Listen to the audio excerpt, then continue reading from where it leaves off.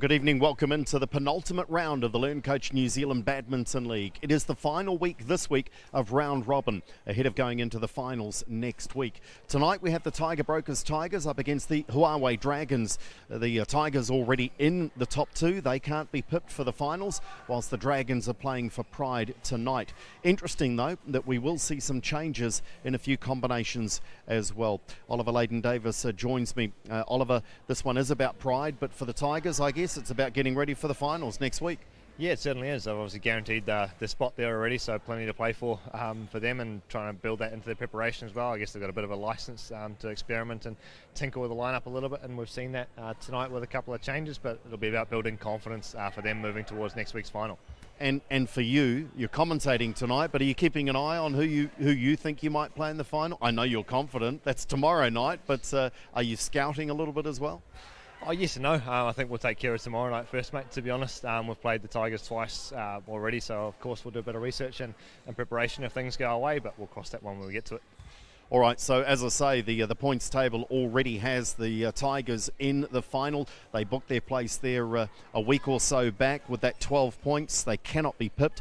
The Hawks on 7, the One Pure Wolves on 6, and the Huawei Dragons, as mentioned, on 5. So tomorrow night really is when it will get exciting in that battle between the One Pure Wolves and the Heitua Hawks. But there'll be some great badminton played tonight nonetheless. Let's have a look at the two teams and the way they line up. Henry Tam's Tigers, they've been going great guns.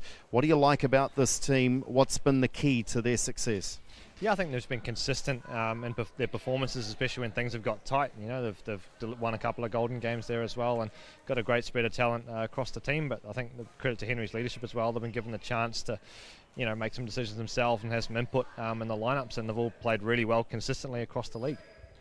And these matches have been so close. Let's have a look at the Huawei Dragons, and whilst they might be at the foot of the table, of course they're playing to try and get off the bottom of the table, so that is big motivation for Ricky Segerman's team.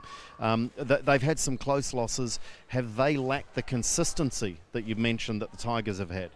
Yeah, I think so. We can see that a little bit in their results. Obviously, trying to play themselves into a bit of form with the third, fourth place playoff coming up next week as well. But I think just in key moments, there's been chances for opportunities for people to step up, and they haven't quite just taken as much ownership as the Tigers have, and that's why that they're on top of the table. Let's have a look at the matches, the way they roll out here tonight at the Waitakere Badminton Centre. We start as always with the mixed doubles, then the singles, men's and women's, then the doubles, men's and women's, and we finish with the second mixed doubles. What's of note in these matchups? The first thing I've noticed is there are some changes to the doubles and the mixed for the Tigers. Yeah, again, I think it's perhaps a chance for them to try something a little bit different ahead of the final next week, give them an option that's been played together before, so whether they'll use that, I'm not sure, but obviously Janice Yang's birthday, so she gets a couple of matches there. We present for her from Henry Tam, but again, I'm looking forward to the clash between Edward and Oscar from a couple of weeks ago. It was a really intense battle, and I'm sure Oscar will be out to reverse the result of that tonight.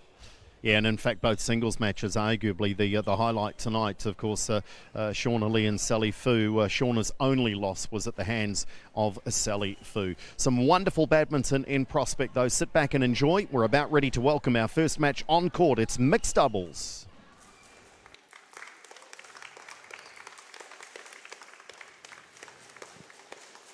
Holly Cho, our umpire, leads the two combinations out. Jennifer Chen is the service judge for this one. The first match tonight to get our tie underway. Tiger Brokers Tigers and the Huawei Dragons. We have made the point that there's a little bit pride to play for, but of course, Ollie, you alluded to it in our chat just earlier, that for the Dragons, they do want to find some form going into that final week where they will play off for third and fourth, and that's certainly got to be the goal. Find some form, then finish third. It's one better than fourth. Choose green or black? Black. Choose. Black. Decide. And who will service or you will serve? You receive. Okay. 2 minutes warm-up. Yeah, exactly. Of course, to avoid the dreaded wooden spoon, so to speak, could be good. But I think, yeah, the way the Dragons have been going throughout, they haven't had the best time, I think, so far in this league. So tonight's a good chance to really kind of put together a complete performance as a team and build some confidence going to the final week. And this is a combination for them. We'll introduce the players momentarily, but so Jasa and Tagle, there's Justine Villegas playing for the Tigers, 24 years of age, number 5 in the country in mixed doubles. This is a new combination, Villegas and Curtin. They played just the once, and that was last week. So it's a new combination. Alyssa Tagle, who will play with Dylan Sajasa. She's ranked 4th in the country in mixed, the 20-year-old. As we dash across and have a look at the men, and I'll give you a little pointer about these two combinations, because one's a very new combination and one's not had a great record. Dylan Sajasa is likely the captain of this team, certainly his experience at 25 years of age. And it was on show last week. Jonathan Curtin closest to the camera here. And he's ranked 8th in the mixed doubles. But so Jasa and Tagle got their first win last week. They were 0-4 to that point. So that's a possibility. That's an indication that maybe they are starting to find some form, and they'll be buoyed by that victory last week. Yeah, absolutely, especially having lost a few of those games in the earlier stages to pretty close 3-game matches. So it'd be nice to get the win on the board and actually have something to show for their efforts. Whilst Curtin and Villegas, this is interesting. We talked about it when we had a look at the matchups. Essentially 3 newish combinations. Curtin and Villegas have played the once, but then later on in the evening, we're going to see Sally Fu and Janice Jiang for the first time, and we're going to see Edward Lau and Janice Jiang for the first time in the mix. So what do you think Henry's looking to do? Is he just trying to freshen things up, or is he still looking for his best combinations a week out from the final? I think it might be both, and to be honest, though, there's a chance, Ready to play. Again, for the Tigers just to relax a little bit and try a couple of things, experiment with some combinations that they perhaps wouldn't have had they still been fighting for a spot tonight. But if something comes from that, then all the better for them to be able to have some more tools to their armour for next week.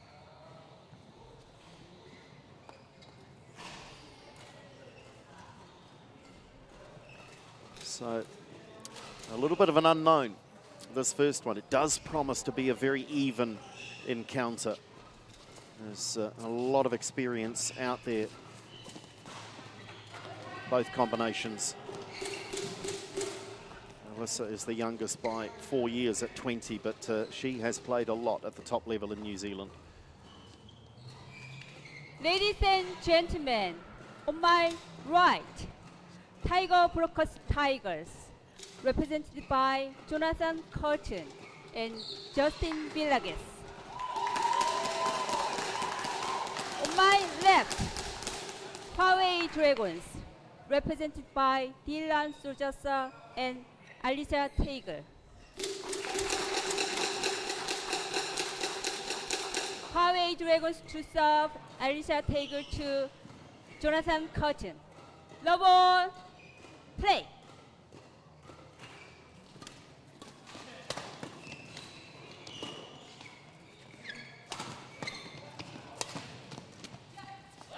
So Jasa into his work very early. 1 love.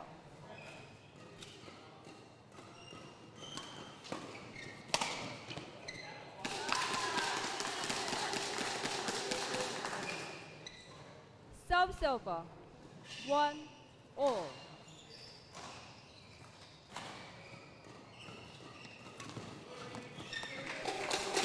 Jonathan, I think, just losing that one in the lights. Seen that a few times, and Ollie, I'll get your thoughts. You've been out there, but it does seem on occasion the players take a point or two to get used to the lights.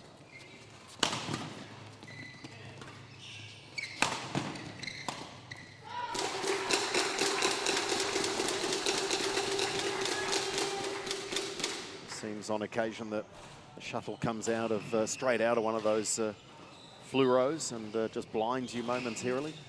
Yeah, I guess sometimes the flight of the curve can align exactly with two or three of them, but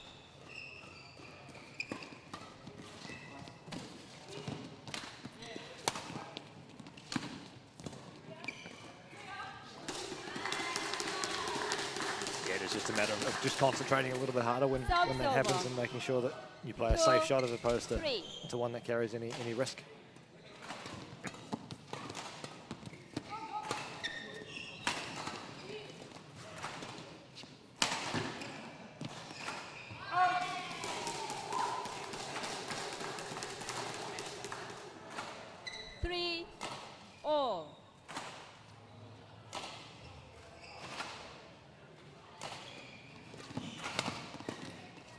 strong backhand there from Curtin. Yeah, it's the second time they've had success in scoring a point, playing flat and hard down the middle as well. So it might be an area where they continue to utilise.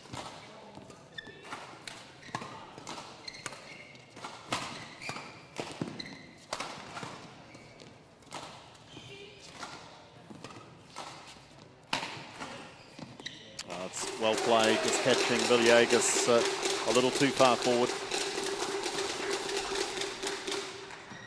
He certainly loves that shot. So Josh as well, the punch clear in the mixed. So I don't think that'll be the last time over. we see that from him tonight.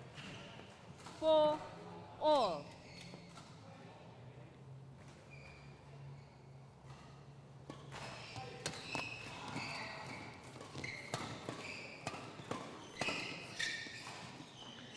Both combinations looking to try and play it fairly flat with a bit of pace.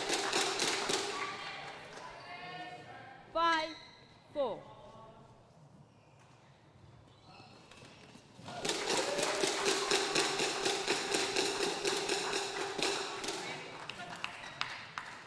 Six, 4.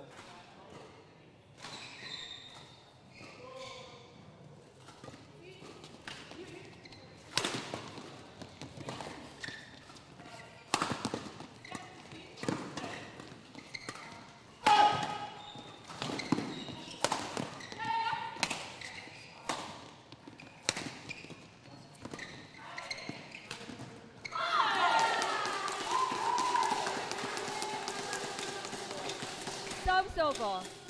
5-6. We'll see that a lot. Henry Tam in the coach's corner there. He's very vocal right throughout each and every match. Very engaged with his players.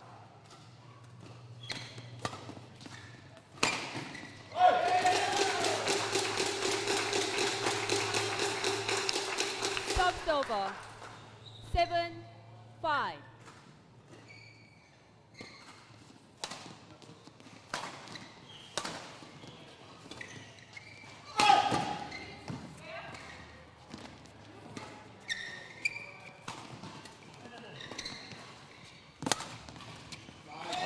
Played, Tagle. First shot set it up, and the second was just all about right place, right time. 5. Yeah, good instinct and well read there from Tagle.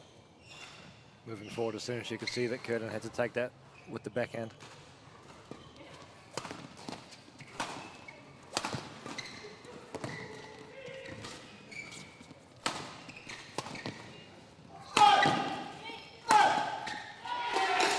Perhaps they really are finding form at the business end of the LearnCoach New Zealand League. Sajasa and Tagle. 9. They went to their first 4 matches without a win. They won last week in impressive fashion.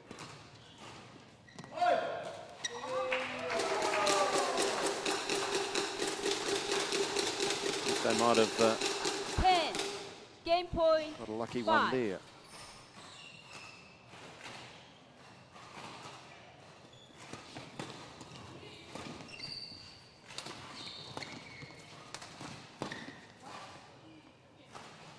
That time it is called out.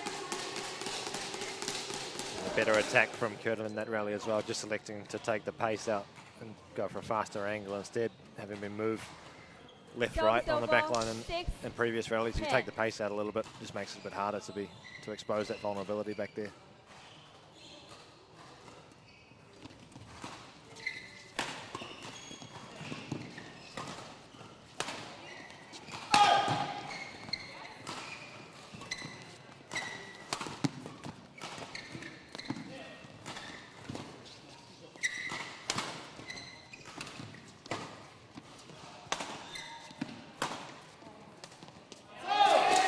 That's the first game, although it is developing nicely this match. Some nice rallies, but it is Sajasa and Tagle who take it 11-6. Won by Huawei Dragons, 11-6. A little too late perhaps in terms of their top 2 aspirations, but nonetheless good to see Sajasa and Tagle playing well after an impressive win last week. Yeah, it might have been that last little boost of confidence they needed to kind of start really gelling together as a combination. We saw a really good performance from them in that first game there. There was some quality rallies throughout that entire first game. I think they just had the edge with the offense. They were a bit more aggressive, a bit more dangerous as well, able to really score their points once they had the lift, whereas I think the Tigers were just a little bit more passive and allowed the Dragons to turn their attack back over to them and even counter-attack a couple of times as well. But on the whole, great first game and a great way to start the night. Is this, I'll ask you to try and get into Henry Tam's head here, is this a possibility, Curtin and Villegas, for the final next week, or is this very much about experimenting? Yeah, it's hard to think from Henry's point of view here, but from my own opinion, I have to say it's more of an experimentation, I think, than a genuine possibility for next week, when Edward Lau and Justine Villegas have played together so well throughout the entire league. And they're 3-1, aren't they, in their games played? And then you've got Dakwin Vong and Janice Jiang in the other mix as well, who are 3-2. So they've been their go-to combinations. It would be hard to justify straying from those, I think, in a final situation. Fascinating to see what plays out next week. Let's see if the Dragons can close it out here.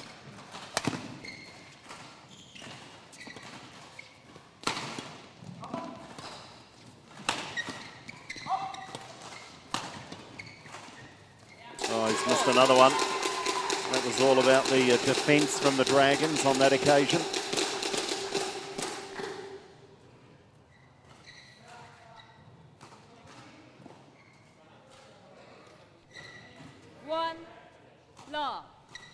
Of course, this LearnCoach New Zealand League has been so close, so tight.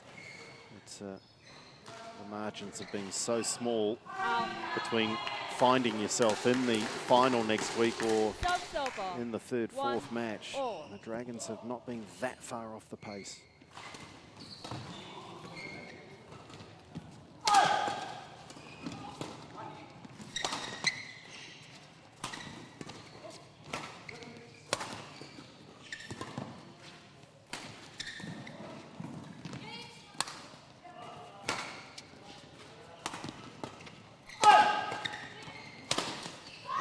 Eventually, the power of Sajasa proves too much.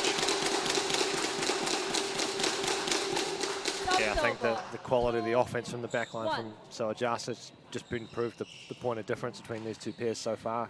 It's been a little more dangerous when the lift's gone up. They've been able to score a lot of points with Curtin, just struggling a little bit to get through at the moment.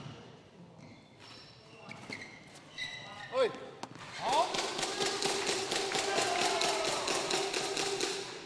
3-1.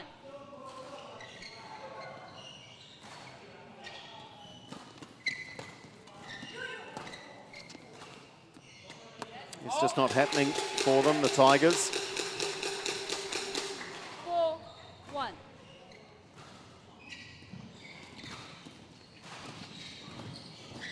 It's really clever control. 5-1. Playing with Time a real air of Tiger confidence, and versus that results in a timeout being called. And this is one of the more important timeouts that we've seen, I would suggest, in terms of trying to interrupt the flow here, because Sajasa and Taggart are as good as any combination we've seen in the whole tournament. Yeah, they've definitely had their stride and playing really well, especially the way that Tagel's able to control the net. She's quick, she's there early. Nothing's getting past her. She's not doing anything crazy special with it, but she doesn't have to. Just putting the racket up, making sure she's in the right place at the right time, and just able to play the shuttle down and keep the net and keep it coming up for Sajasa at the back line, where he's also been really effective so far tonight. In this first round fixture, it was a 5-1 win for the Tigers. So there's a bit of revenge perhaps on the minds of the Dragons. It's gone long. Silver, 2-5.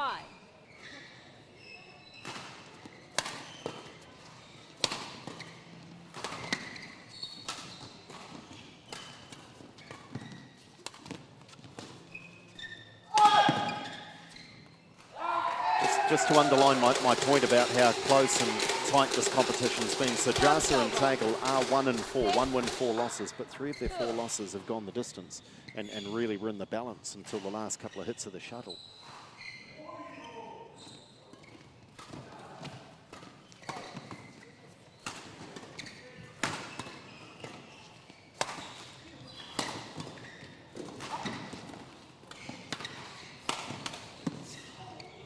was a bit of persistence that time from Kirby. Service over. 3-6.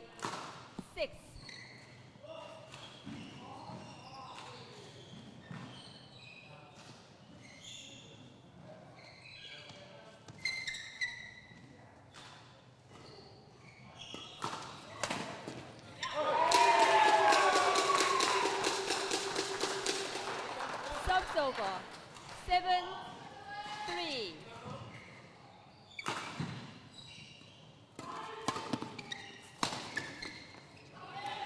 I would imagine, Ollie, that when you looked at the lineups right at the start of this competition, some 5 weeks or so back, you might have thought Sajasa and Tagle would have been one of the more likely to perform well as a combination.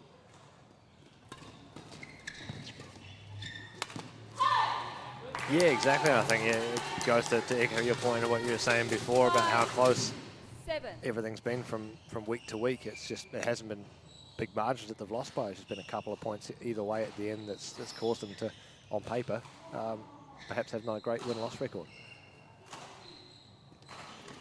But certainly playing full of confidence tonight, and I think that win again last week has perhaps just unlocked that freedom to really play and really go for things that's perhaps been lacking earlier on in the competition, when it's hard if you haven't got a win under your belt to really 8-5. relax and play free that we're seeing tonight.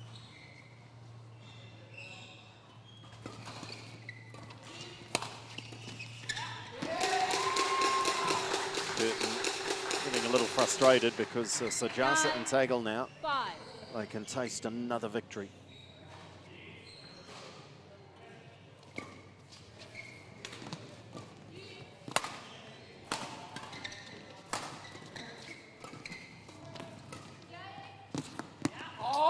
Made it and then made the decision to leave, and it was the right call. Match point. 10.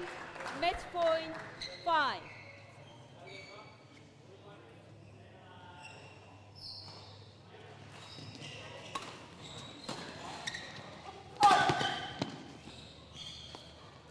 That's appropriate that it essentially ends on a Dylan Sajasa smash from the backcourt. He was the dominant figure. Both played superbly well, though. And that's a great start for the Dragons, 11-6, 11-5, and that's double quick time as well, Ollie. Yeah, great performance from Sajasa and Tagle there. I think comfortably Match can say the won best by they've played. Huawei Dragons. 11-6. 11-5. As we hear confirmation there. But it's for sure from the Dragons pair the best they've played throughout this entire league. Though really dominant from when Dylan had to lift it at the back of the court, and Tagle was really active at the front to be able to position herself in the right spot and just cover what she needed to with the racket and get the shuttle coming down so she could force the lift up to Sajasa to be dangerous with, as he was for sure tonight. He played really well in the midcourt, got a lot of things early there, and they did really well in the serve situation too. So complete performance from them. And now with Andrew now for their comments.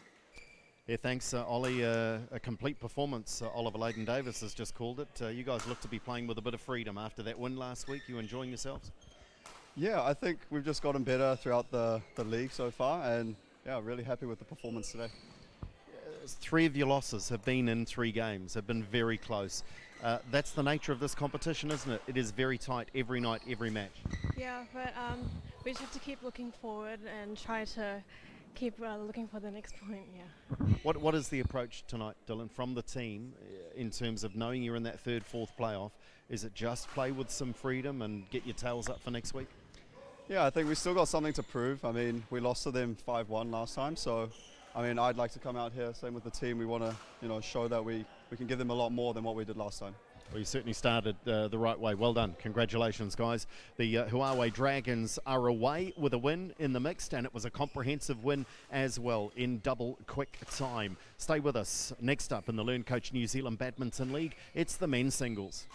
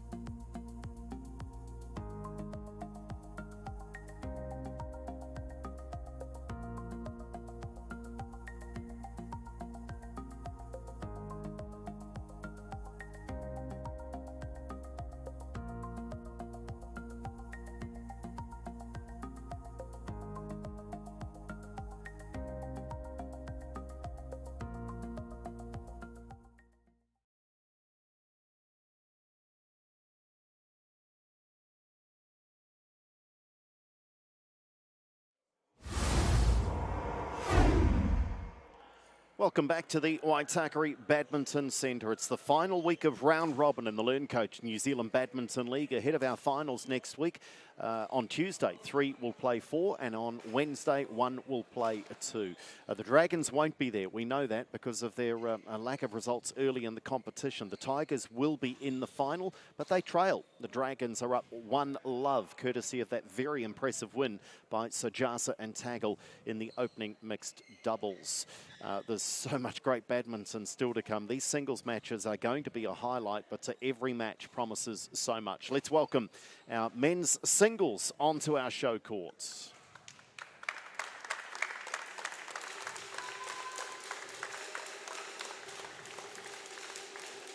And this one really should be a treat. We've got one of the form players of the entire competition in the shape of Edward Lau at 4-1.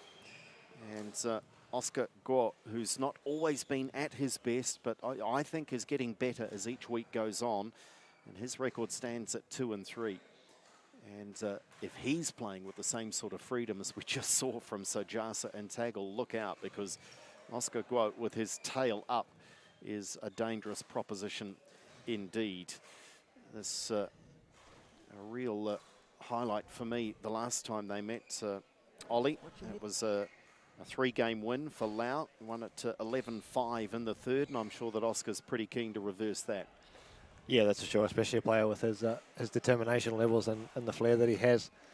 He'll no doubt be keen to even the score there with Edward tonight. But again, I think we're looking for a clash of two different styles, and the way Edward played last one was really, really good and worked out in his favour. Just 19 years of age, and look at those rankings. 1-1 in the singles and the mixed. Clearly a testament to his great results over the past 12 months across New Zealand. Whilst we've spoken about it during the competition, that Oscar Go has taken a bit of time out, but he's very much back into his badminton. His world ranking has suffered as a result. He's down into the 300s. It's been much higher than that. And as you can see, no official New Zealand rankings, but he will quickly put something on the board, I'm sure, once tournaments get underway proper post-COVID. Two players that will know a fair bit about each other. I imagine, Ollie, they've played a heck of a lot through the juniors, coming through the grades. Yeah, that's for sure. They certainly know how each other play inside out. Of course, with training together 4 days, 5 days a week as well, you certainly start to learn a thing or two about each other. So it'll be interesting to see, yeah, again, how this one pans out. Expectation here, what wins? The power and the aggression of Guo, or the court craft, the all-court game of Edward Lau? I think based on form alone, I think you'd have to say Edward Lau is the favourite for this one. But again, with the freedom for Oscar Guo to just play without any really pressure, with nothing to lose tonight as well. I think we might see some more aggression from him, but I'll still put it out there, and I'll say Edward Lau to win this one again. Okay. I haven't been right too many times, I don't think. I didn't go there, Ollie. I didn't say anything. But you're an honest man.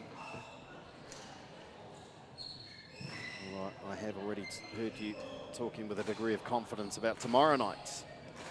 That will be a fascinating clash between the Hawks and the Wolves, but still a lot to play for Ladies here and tonight. gentlemen, on my right, Tiger Brokers Tigers, represented by Edward Lau. And on my left, Huawei Dragons, represented by Oscar Guo. Tiger Broker Tigers to serve. Love all. Play.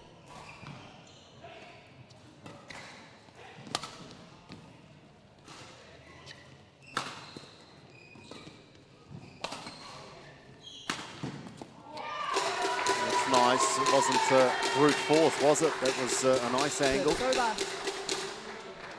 One. Love.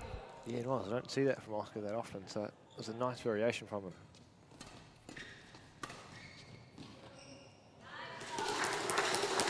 What's the key here for Lau?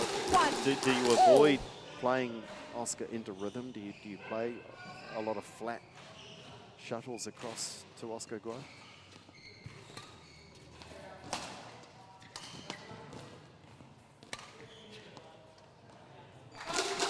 Yeah, well, obviously Oscar now being the speed, the quick and explosive player that he is, you want to try and make his score as big as possible. So you want to make him run the diagonals there like he's just been made to do.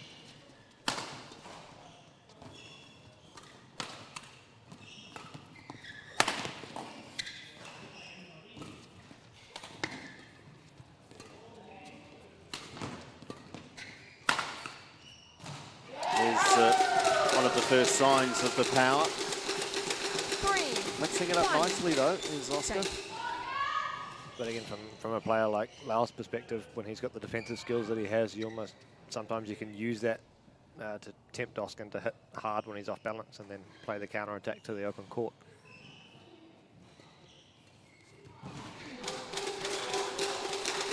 Four, one.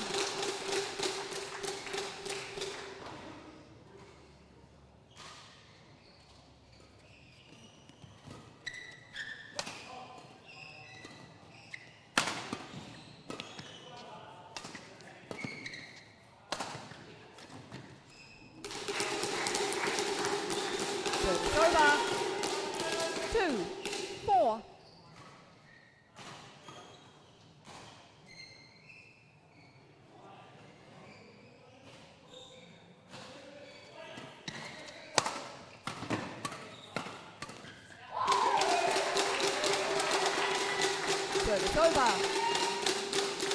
5-2.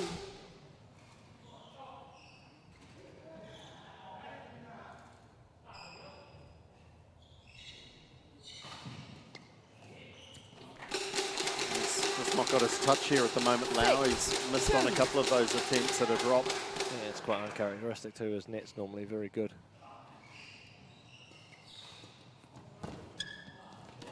And contrast that, Oscar Guo really has started in fine fettle.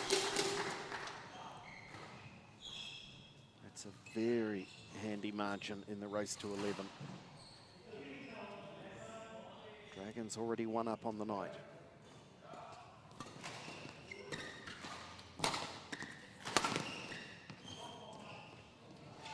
Service over. 3-7.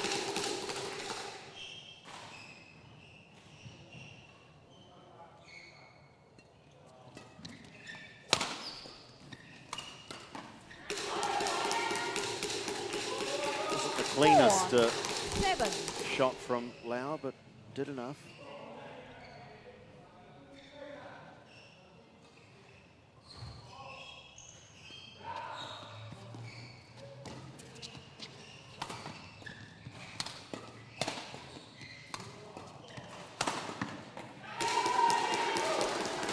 It's been a real effort 5-7 from Lau to attack Oscar's body early on. And he's just made the adjustment as well. I think Oscar was ready from the initial stages, but Lau has been a bit smarter when he takes that chance.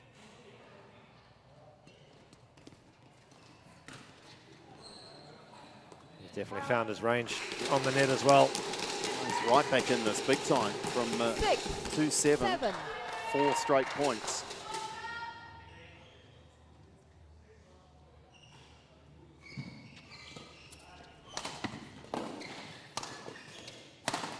Levels it up. This is quite the comeback. Again, targeting the body of Guo. Just these last 4 or 5 points he's done it, or he's just had a bit bigger chance at the net, so he's able to get a better angle down, making it a little more difficult to return.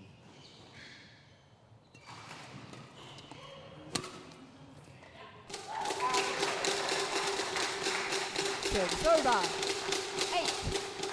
8-7.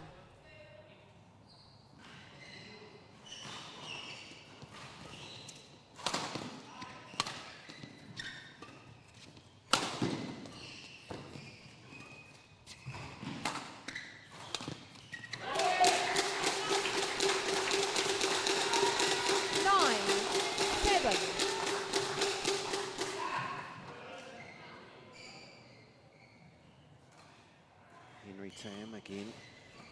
Instructions at every opportunity. Out. Service over. 8-9.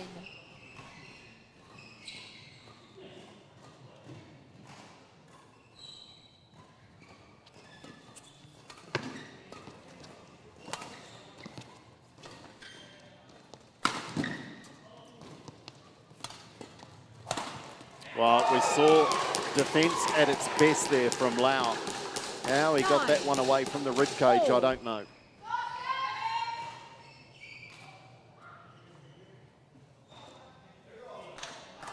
Yeah, real sign of a player in form as well when you're making those sort of shots.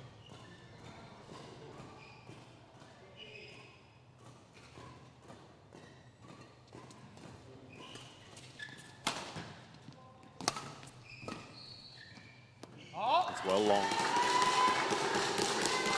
So from 2-7 down, Game point. Edward Lau has an 9. opportunity to win the first game.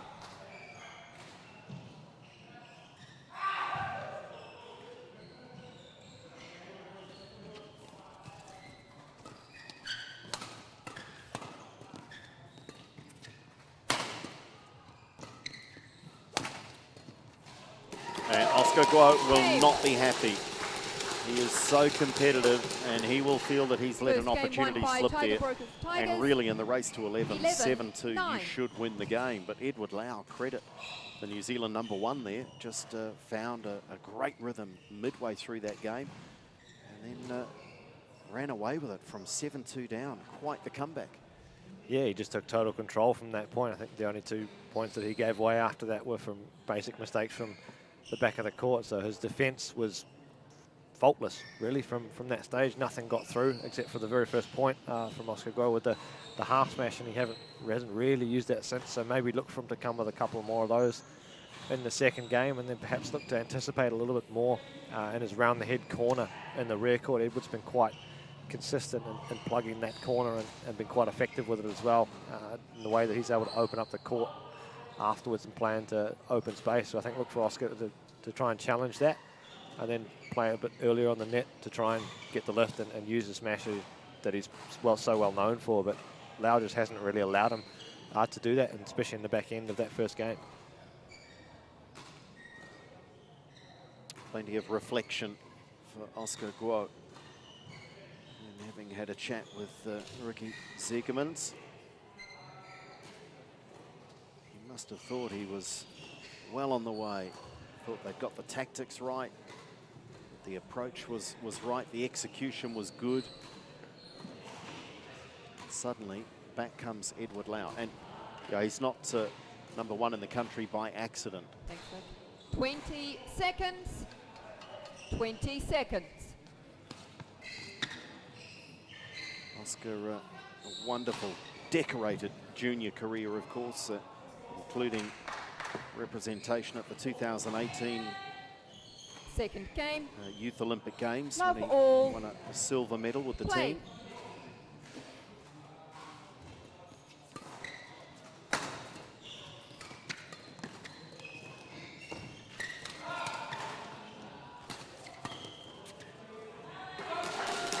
In the right position, Ollie, but just pushing. 1. Love. Yeah, definitely a heightened sense of urgency from Oscar in that first rally as well, so he's looking to push the tempo a little bit.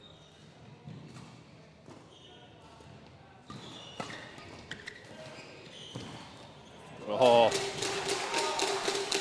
beautiful fake. Service over. Sent Lau to the back 1 court, and the all. shuttle gently over the net.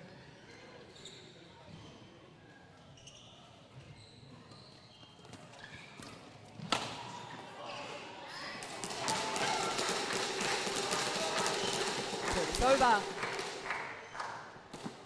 2, 1.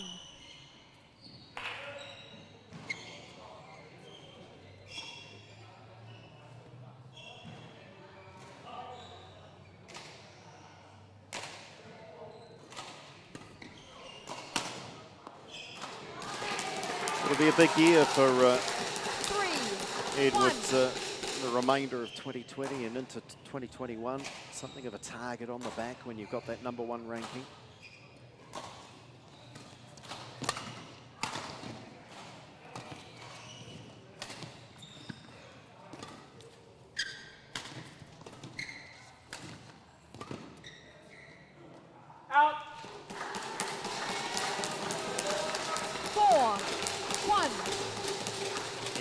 Particularly impressed with the maturity that he shows in his game.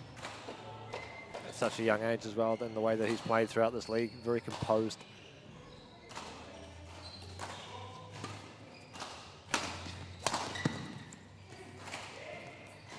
Yes, his only loss has been to Service over. Minota.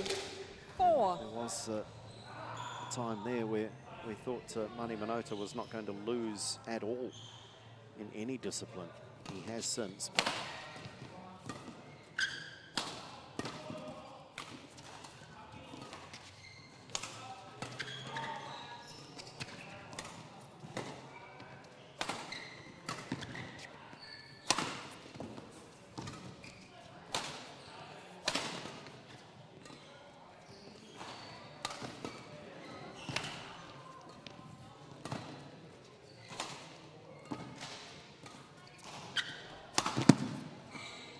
Well, he's just been forced into so many extra shots here.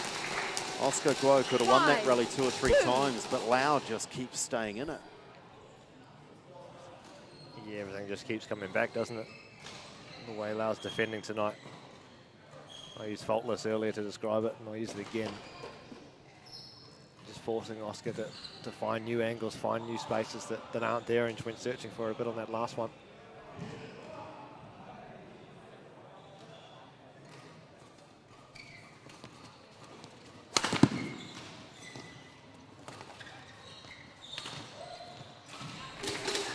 A rare mistake. Service over. Yeah, if this lead extends any further, 5. I would say keep an eye on Ricky Ziegerman to call a timeout.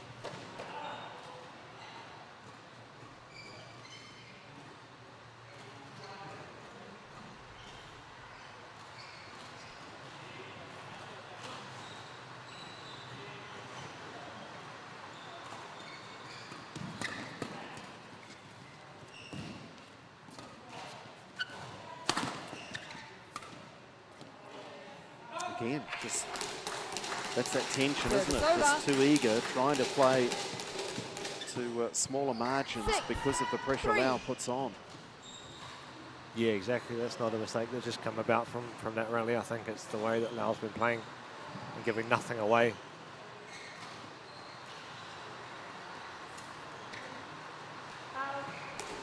And as a result of that building up, Guo's just searching for that bit extra. 3.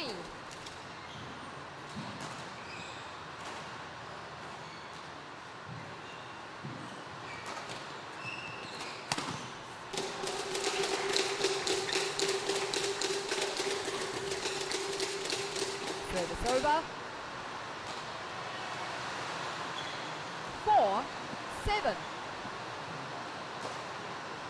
Hearing a fairly familiar sound, and it is incredibly heavy rain on the roof of the stadium. Oh, that's a poor miss there from Lau. 5. And, I wonder if he might regret that one.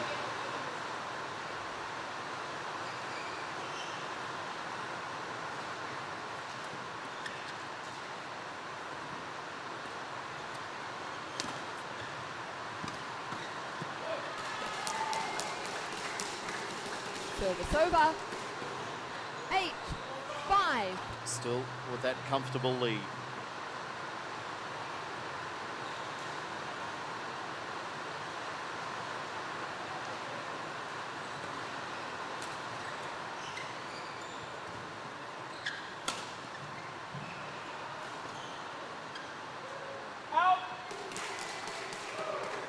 Don't know how you got here tonight, Ollie. You 9. didn't bring a dinghy, 5. did you?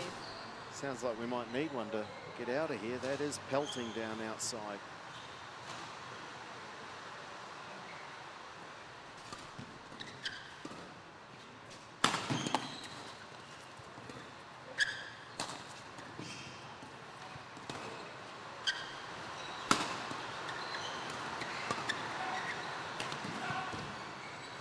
It's just raining points though for Edward Lau. This has been super impressive.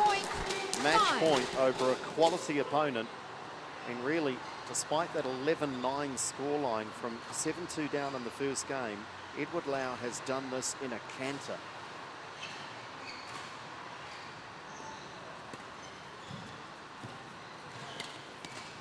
That is a complete performance from Edward Lau. And he beats Oscar Grove for the second time in the LearnCoach New Zealand Badminton League. Levels the tie up at 1 apiece. You can't help but be impressed, and that takes his record to 5-1 ahead of next week's Match won by Tiger final. Brokers Tigers, 11-9, 11-5.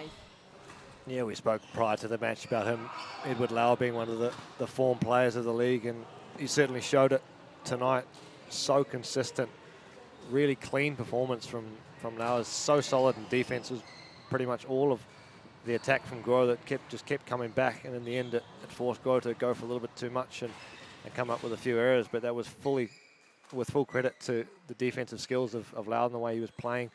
Just controlled the match from 7-2 behind in the first game. It perhaps took him a while to get in there, but gee, what a performance, and worthy of a form player at the moment. Let's hear from him now with Andrew.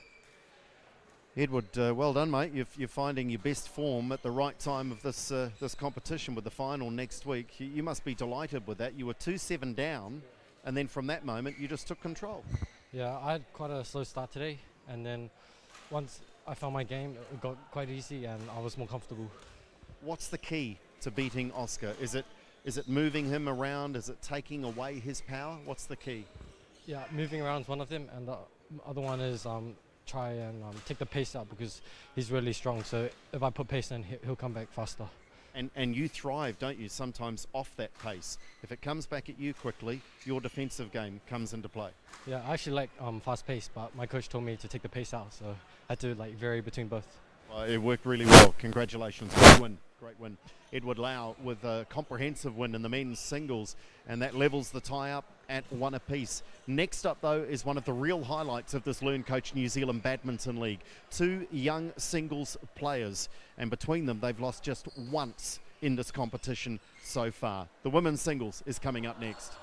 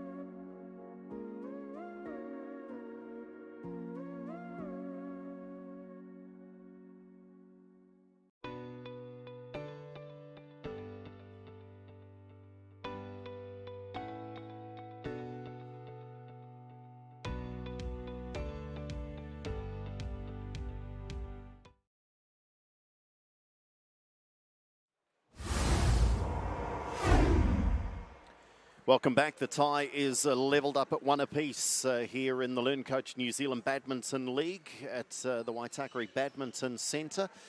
Glad to have your company from around New Zealand and around the world in these crazy times that we're living through. The Tiger Brokers Tigers won, Huawei Dragons won. That was the sum total of the Dragons' effort last time these two teams met. Remember, it was 5-1 for the Tigers. We'll see if the Dragons can improve on that.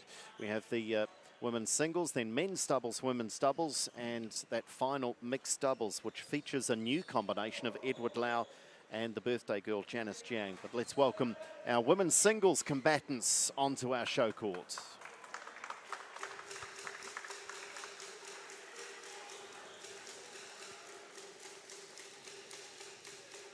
And they are, without question, the two form singles players in the LearnCoach New Zealand Badminton League. Between them, they've played 10 matches in total across the competition. And there's just the one loss, and obviously that was in this particular match. Shauna Lee losing to Sally Fu, 11-8 in the third last time they met. The only other time they've met, of course, in round robin play.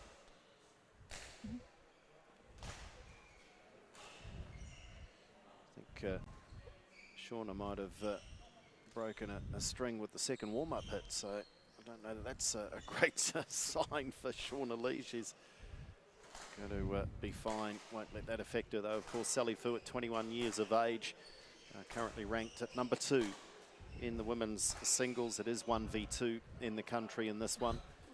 And first round clash that really lived up to that billing in 3 close games. There's Shauna Lee at 16 years of age. And one of the youngest in the competition.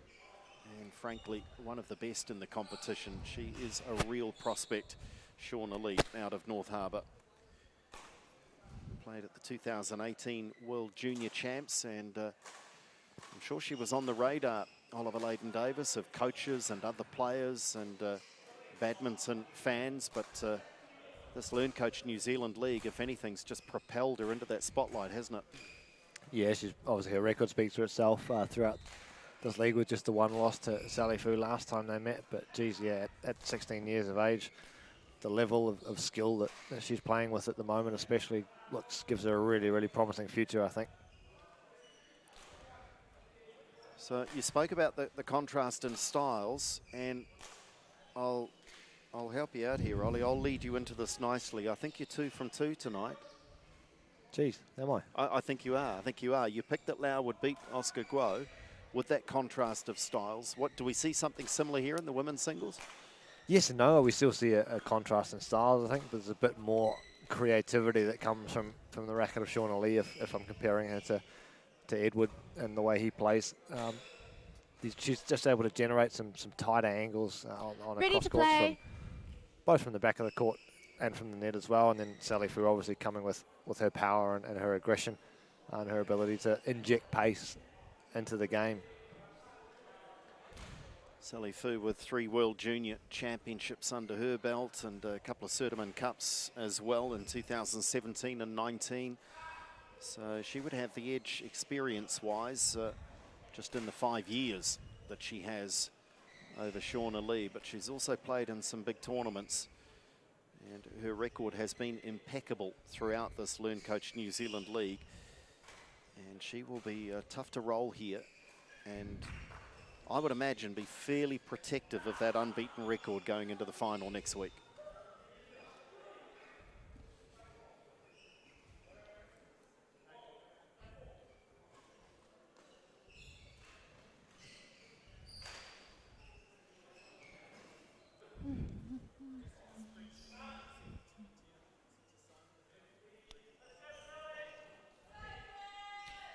Ladies and gentlemen, on my right, the Tiger Broker Tigers, represented by Sally Fu, and on my left, the Huawei Dragons, represented by Shauna Lee.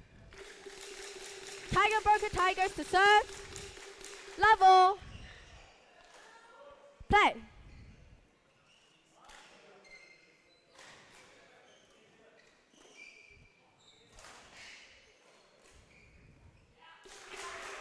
has that lovely touch. Really is a delight to watch. Love. Shauna Lee, just for that creativity.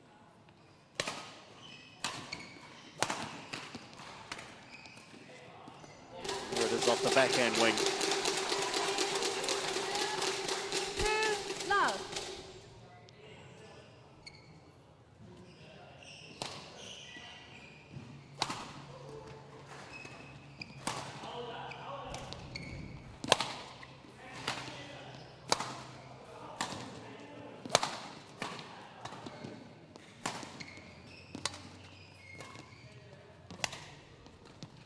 Oh, missed the easiest shot of the rally. Service over. 1, 2.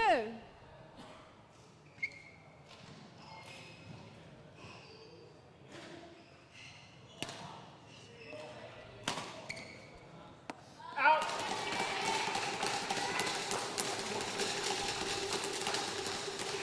Two all.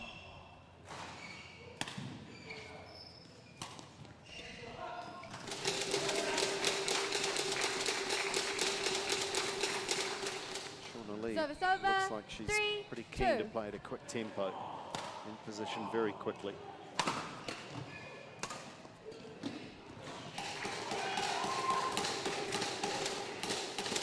Service over. 3 all.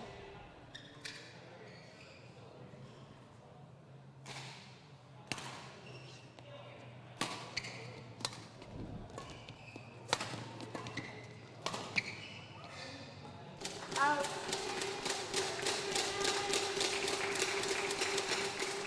Service over.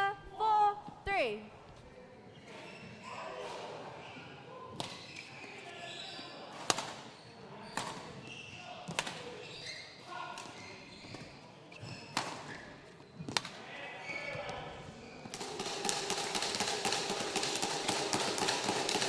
Service over.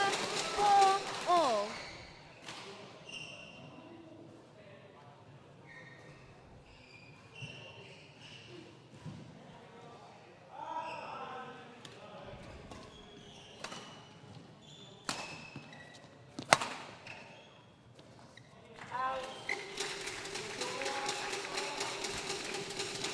Service over.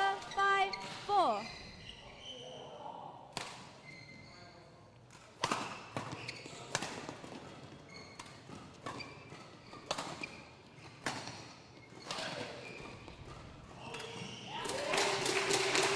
Sally Fu is not quick enough to respond to that drop. 4.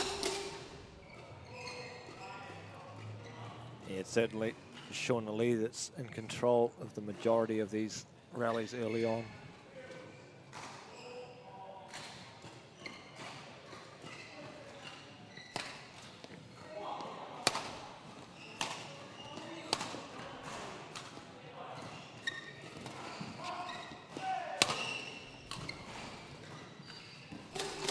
If there is anything missing, it's perhaps just that outright power at the moment. But for a 16-year-old, that will 7, come with 4. time in the gym and more strength.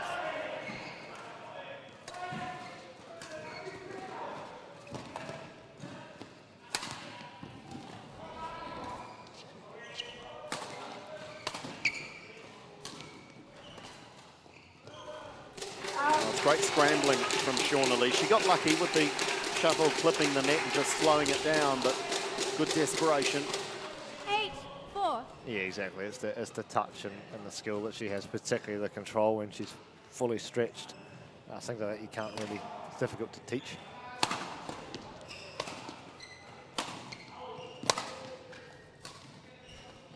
And when you've got angles and control like that, who needs power? Not that she doesn't have it, mind you. 9, 4. It's just not something she goes to a heck of a lot at age 16. Missing on that occasion, but still in Service control over. in this first game. 5, 9.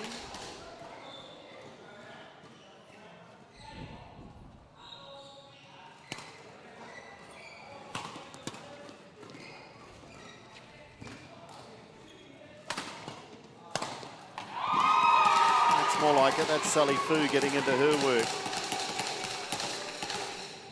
6-9.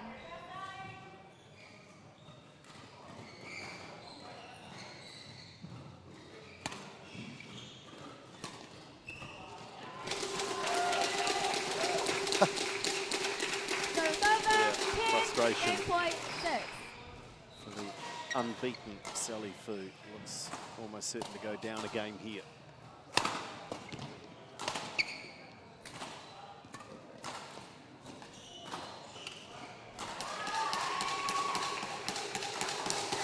Service over. 7-10.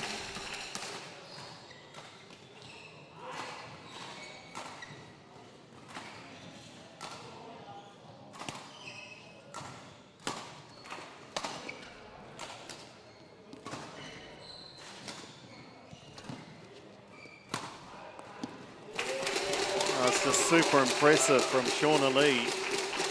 She did win the first game. First game won by Huawei Dragons. 11-6 the last time they met, and then lost the next two, 11-8, 11-8. So this is far from done just yet, but her touch, and when she's got that drop, especially cross court, when she's got that going from the back of the court, Ollie, you know she's in good touch.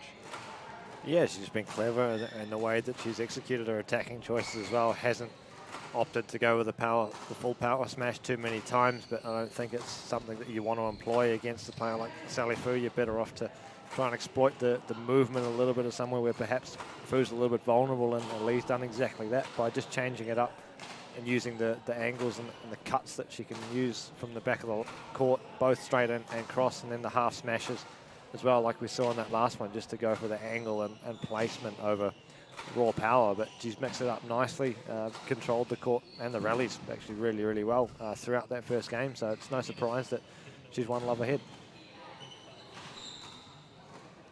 Sally Fu would love, as I indicated, love to go into the final next week with an unbeaten record to her name.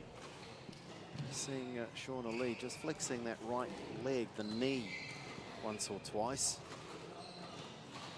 So there's no issue there.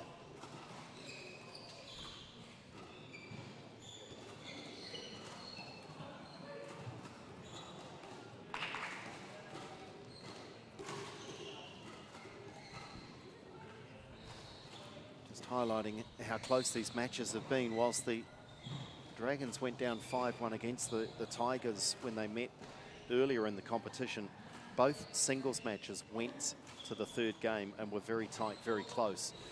So very quickly you flip those and you've got a 3-3 on the night. You go to a golden game. These ties are won and lost by very small margins.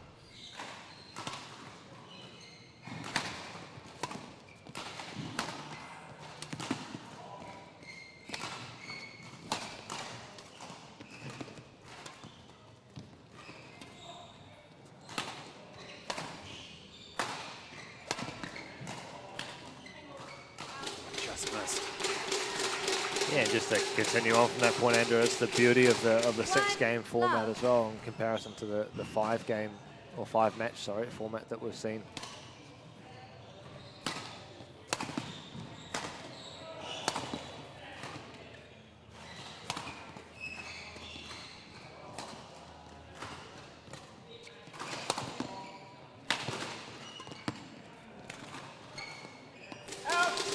We're seeing at international level and at the Western Cup here in New Zealand as well. It's when you have 6 having to get to the 4th match as well to secure the victory and effectively shut down the whole tie overall. It's just a lot more difficult as opposed to the 3 and the 5, and it means you've got that element of uncertainty throughout the entire match, and it extends a bit longer.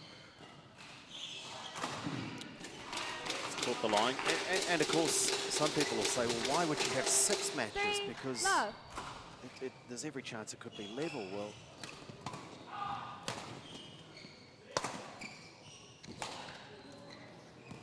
that's actually the idea, isn't it? To introduce the chance of that golden game from a spectator point of view, from an entertainment point of view, and the golden game has proven just a wonderful attraction.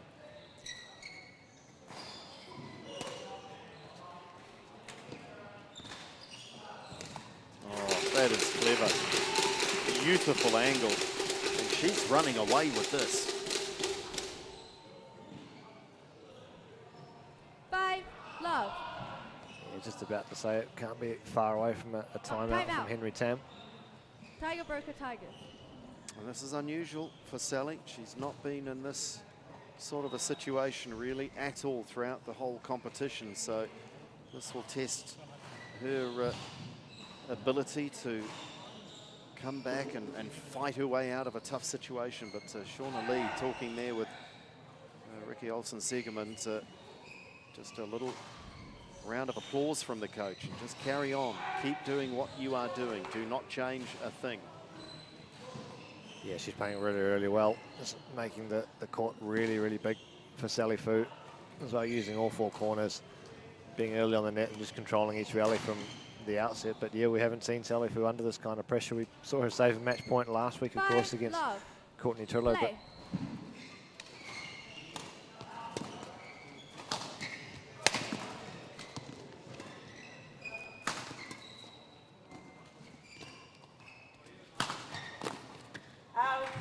miss. But having to work your way back from a deficit of this magnitude is a different kind of comeback.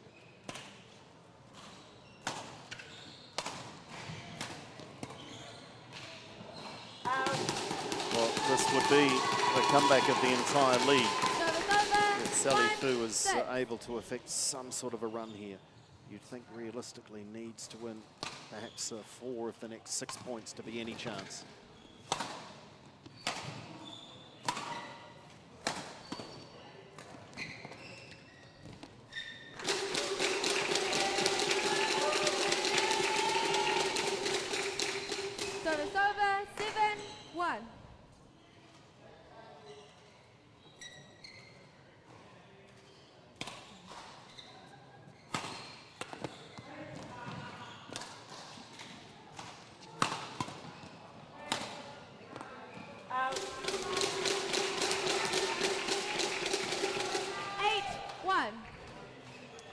This is all but now.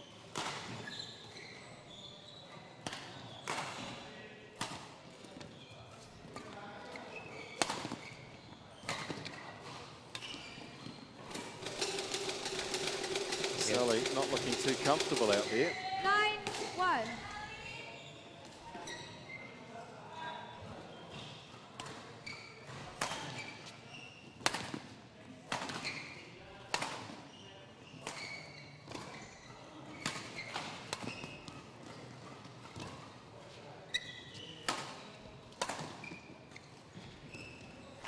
This is a fascinating performance. She really, Shauna Lee's just caressing Sally Fu into submission. There's very little power. She's just court craft and moving Sally Fu all over the court.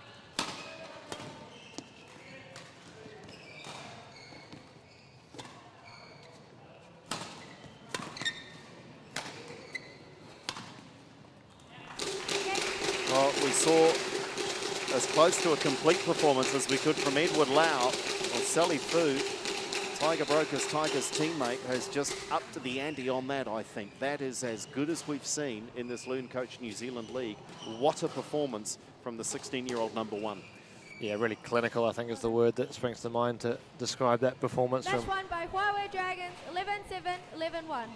From Shauna Lee, yeah, wow, as a 16-year-old to show that much maturity and court craft to maneuver Sally Fu around as she did, executing her shots from the back line to win the points, but firstly having put in the work to open up the court as well. Really used her control from both the front and the back of the court to, like I said, maneuver Sally Fu around, take her into the corners where she wanted, and then play it into the open space and attack with her cuts and slices and the great angles that she's able to generate from the back line. She's with Andrew now.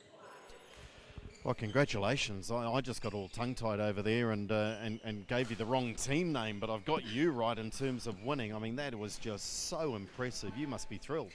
Yeah, it's really good to get on my mojo again, so yeah. What is your mojo? Because it seems to me it's all about moving your opponent, being very patient, a lot of court craft, a lot of patience in your game. Yeah, I always try and stay patient. Like, coaches always tell me to stay patient, and it works the best for me because I like to run on court. So, yeah. And a great confidence boost for you guys as well. You lost this tie 5-1 last time. You're already doing better than that. Is it important to get a win tonight going into the final match next week? Yeah, I guess even though like there aren't many stakes in it for us this week, but it's always a good confidence boost. Like when we can win the tie to like get us ready for next week. Of course, it will be another important tie. So. Well done. Great performance. Thank you. Shauna Lee, that was just stunning. The 16-year-old number one with a demolition job on Sally Fu, reversing the result from when they met earlier in the round robin. And that puts the Dragons in front, and they've not been in front too many times in this competition this season. Coming up next, it is the men's doubles.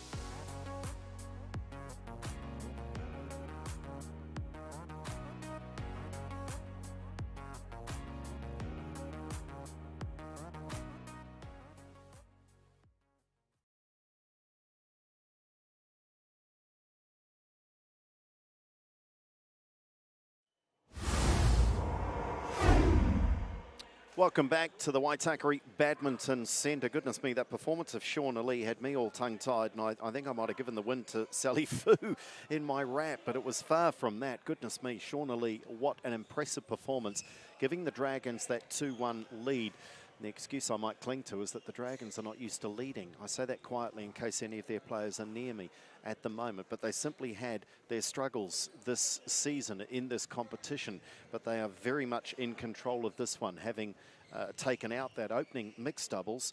And then we saw Edward Lau win the singles for the Tigers, but what a performance, Shauna Lee, with a comprehensive win over Sally Fu. So it is the Huawei Dragons who lead at 2-1 as we now welcome our men's doubles onto our show courts.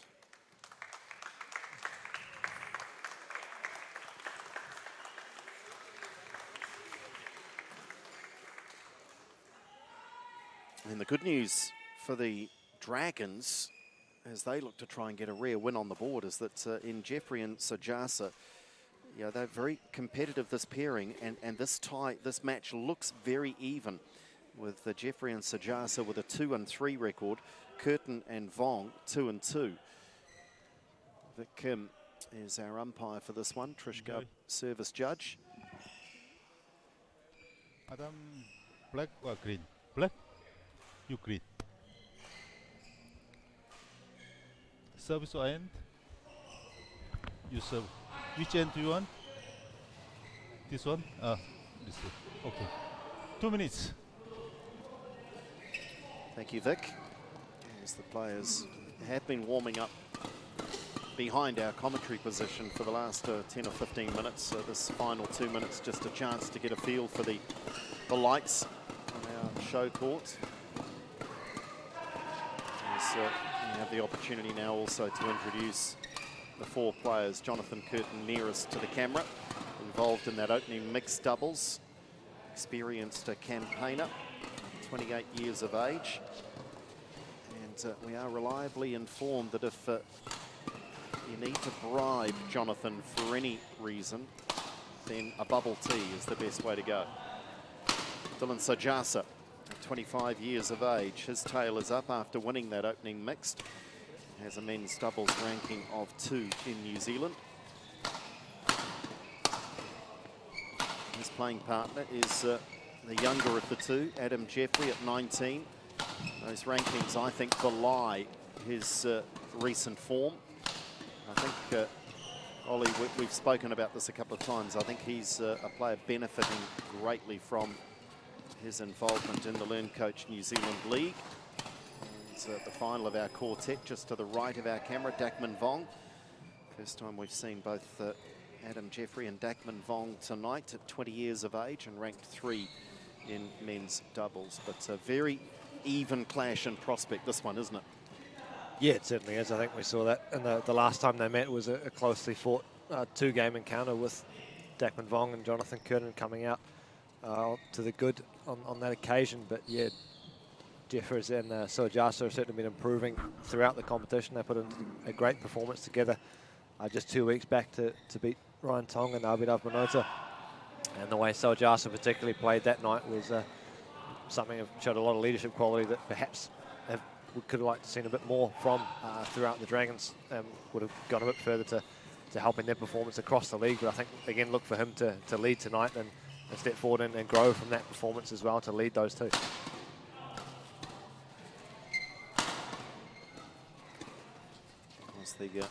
Ready to play. Tigers combination will bring that right-hand, left-hand combination, which can also always be a challenge if players don't adjust very quickly.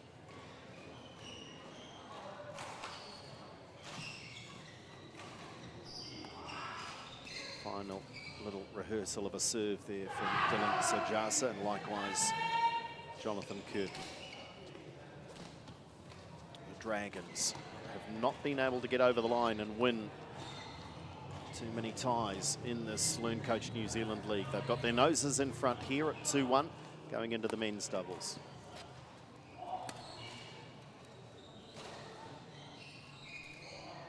Ladies and gentlemen, on my right, Tiger Brokers Tigers, represented by Jonathan Curtin, Dakman Vong. And on my left, Huawei Dragons, represented by Adam Jeffrey, Dylan Sajasa. Huawei Dragon to serve, Dylan Sajasa to serve to Dakman Vong. Level, play.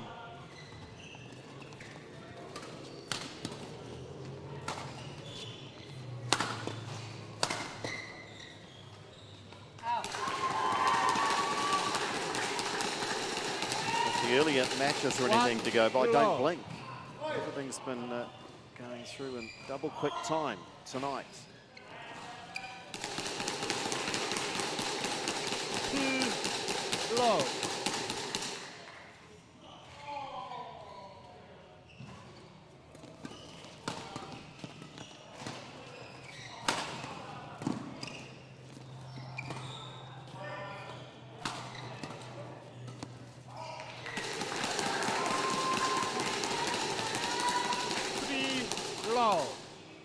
Obviously quite a lot of that from the Tigers pair as well, just keeping the shuttle at the back half of the court. Not willing to engage in the front court battles with Jeffrey and Sojasa, as that's playing more into their strengths. Neither of the two particularly powerful from the back line. And the Tigers will probably know that and like to make them work down there as well.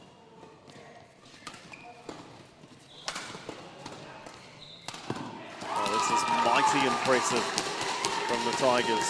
5 love.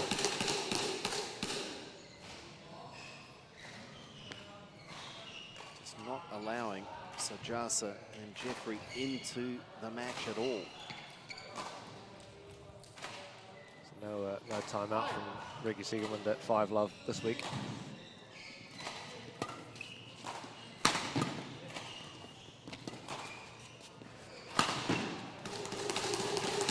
No, she waited till 6 love. 6 love. Because here it comes now. Out. Here it comes. Huawei Dragons. So the tactics have changed just a little. She might have said, listen, if you're 5 love down, I won't call it. But if it gets any worse, and she has, this is quite the start, though, isn't it, from Vong and Curtin. And sometimes, you know, badminton is a sport, Ollie, where sometimes it's completely out of your control. If the opposition simply don't miss, it's almost like a basketballer shooting their first 10 shots. There's little you can do about it at times. What do they do here, the Dragons, to try and halt this momentum? Yeah, they just have something different. It's essentially to answer that in a general fashion. But yeah, that's probably what Ricky Siegermund is communicating to Jeffrey and Sojasa now, that just the way they're playing at the moment is either playing right in the hands of the Tigers players, and they have to do something about that, whether that's go up, just simply try and hang in the rallies a little bit longer because they've been all extremely short.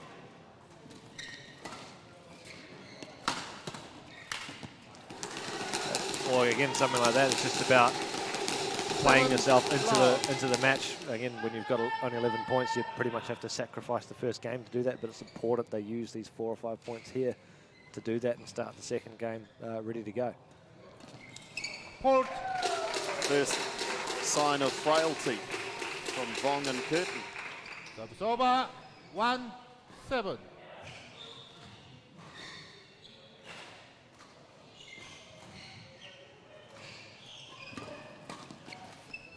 I think you're right, Andrew, especially in the doubles and mixed disciplines particularly. You can have situations in the serve return situation that pairs just get everything right and they're able to anticipate where it's coming. Out. And just dominate the serve return in the first 4 shots. Service over. 2-8. I think in fairness we've seen elements of that in this first game so far, but 9-2. to be totally honest, I think there's just too many errors coming from the rackets of the Dragons pair so far. Service over. 3-9.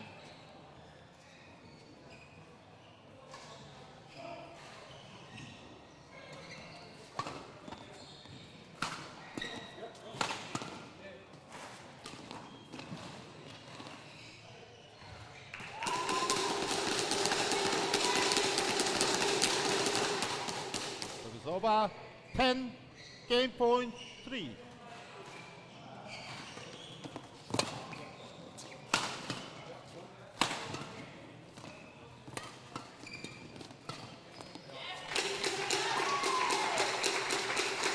Over 4-10.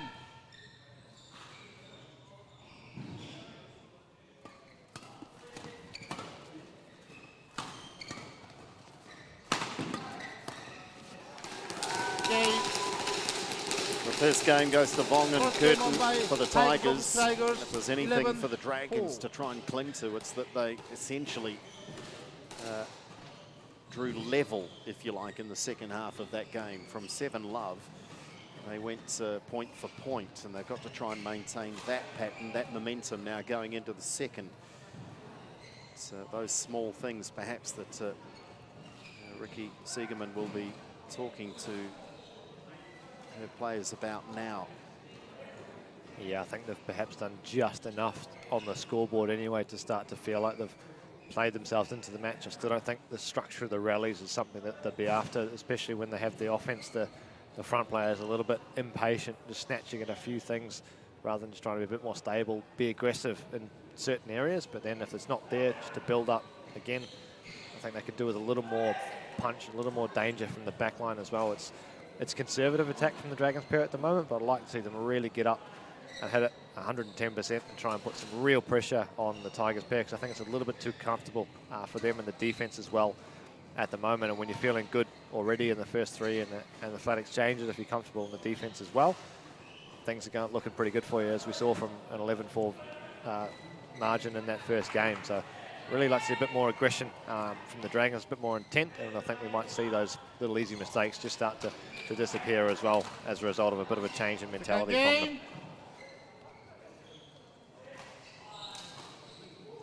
Level, play.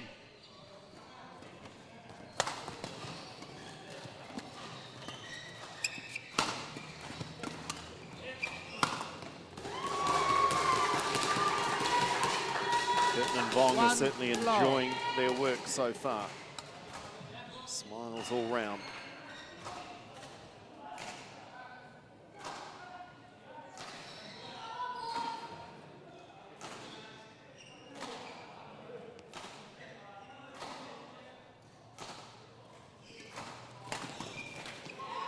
That's better. That's in the front office, so to speak, for Dylan Sajasa. 1-0. Where he wants to be and to dominate. Hold. Good return. Service over. 2-1.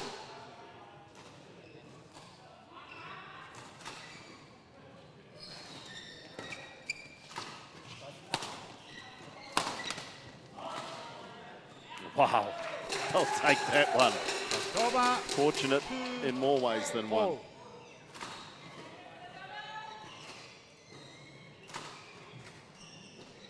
Here's the signal.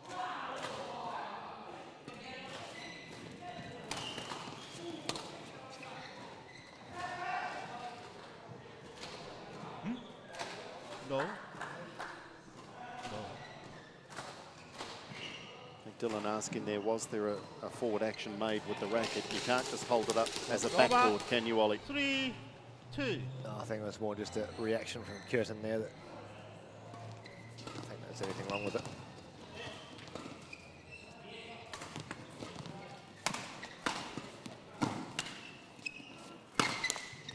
Hold. Proving very hard to slow the Tigers down here.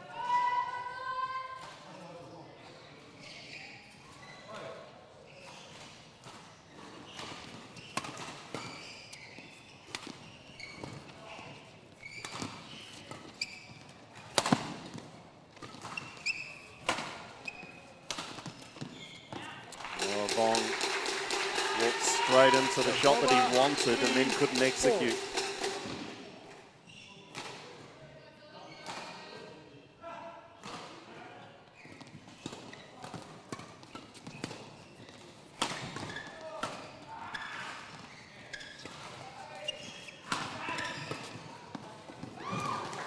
I sense we're seeing Sajasa take a few more risks and trying to play a few more shots in each rally here, but still not having an effect. Yeah, he's got the right idea. He needs to try and instigate some kind of change here. Just a poor shot choice there, but the movement forward is a good idea.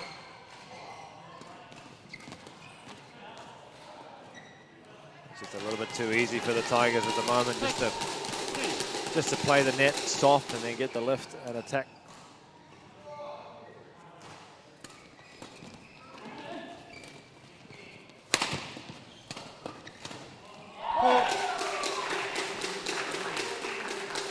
Over. 4-6. Yeah, better from the Dragons that rally as well. Just that intent to challenge at the net.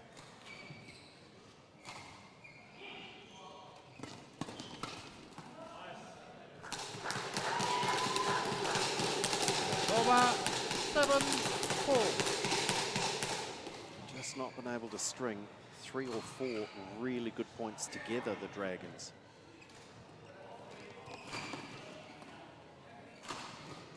That kind of sums it up, doesn't it? 8-4. Losing the racket, losing the footing, losing the point.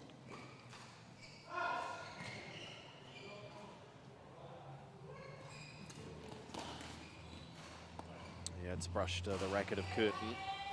It's immediately 5-8. stopped playing.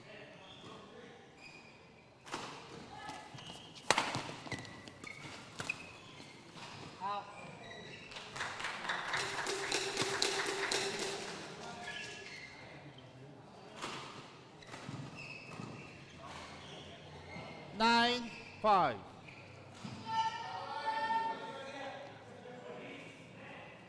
Things are conceded, but so adjusted that one. So nice bit of sportsmanship from him there.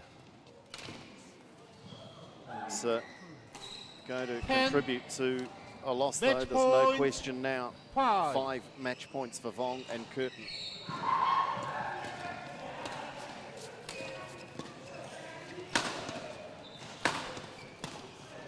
And this pattern of fast matches continues tonight after a 5-week season in which we've rarely seen straight game wins. They've all gone that way tonight. The tie, though, is delicately poised because that brings it back level at 2 apiece. But a really Next one by impressive Tiger Curtin and Brokers Vong, Tigers, arguably 11-4, their best 11-5. performance of the league. Yeah, I'd agree. It was a great performance from them. They controlled the match from start to finish. They never let up for a moment there. Really well combined really nicely together as well. Controlled the serve situation, serve and return there, especially off Curtin's own serve. He was able to get in between a lot and control the rally from the outset. A little bit of a lackluster start, I think, from the Dragons, and that kind of shot them in the foot a little bit as they were never really able to get into the match, but they weren't allowed to either. Such was the quality of the performance from Curtin and Vong from the Tigers. So let's hear from them. They're with Andrew now. Thanks, Ollie. Wow. All of the winners tonight for both sides, really impressive, and that was possibly as good as we've seen from you guys in the whole league. Well done. Yeah, I think we started quite strong and then we just kept going and kept the momentum up. 7 love, I think it was, Dackman early on, and they called a timeout. What do you say in those situations when you guys just want to keep playing? You don't want to stop, but what do you say? What do you talk about amongst yourselves and with your coach? We just keep saying, like, keep going and just keep up the momentum. Yeah. And that momentum's important, isn't it, as a combination, looking ahead to next week, if you can do that now. Now this match is done, because you want to go into next week with your tails up, don't you? Yeah, exactly. It's always it's good to treat this like preparation as though this was a final or any other match, you know. Next week will be really important, obviously, so we hope to keep this up. Fantastic. What's your favourite flavour of bubble tea? Probably mango. Mango. I've just heard, I think it might have been on your bio that you might be susceptible to a bubble tea. The opposition might have a think about that next week and try and put you off your game. Well done, guys. Great result. Great win. Thank you. There we go. So the Tigers back level in the tie at 2 apiece with a mighty impressive performance from their men's doubles combination. Can they continue that momentum? We'll find out in a moment with the women's doubles.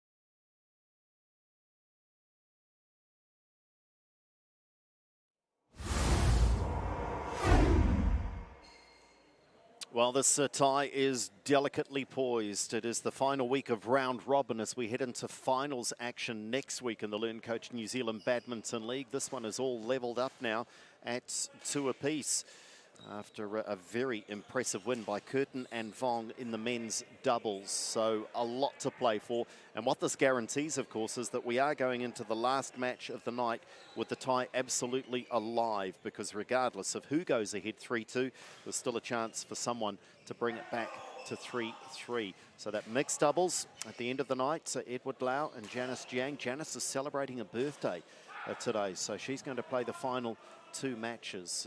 How critical will that be? Let's welcome our women's doubles out onto court.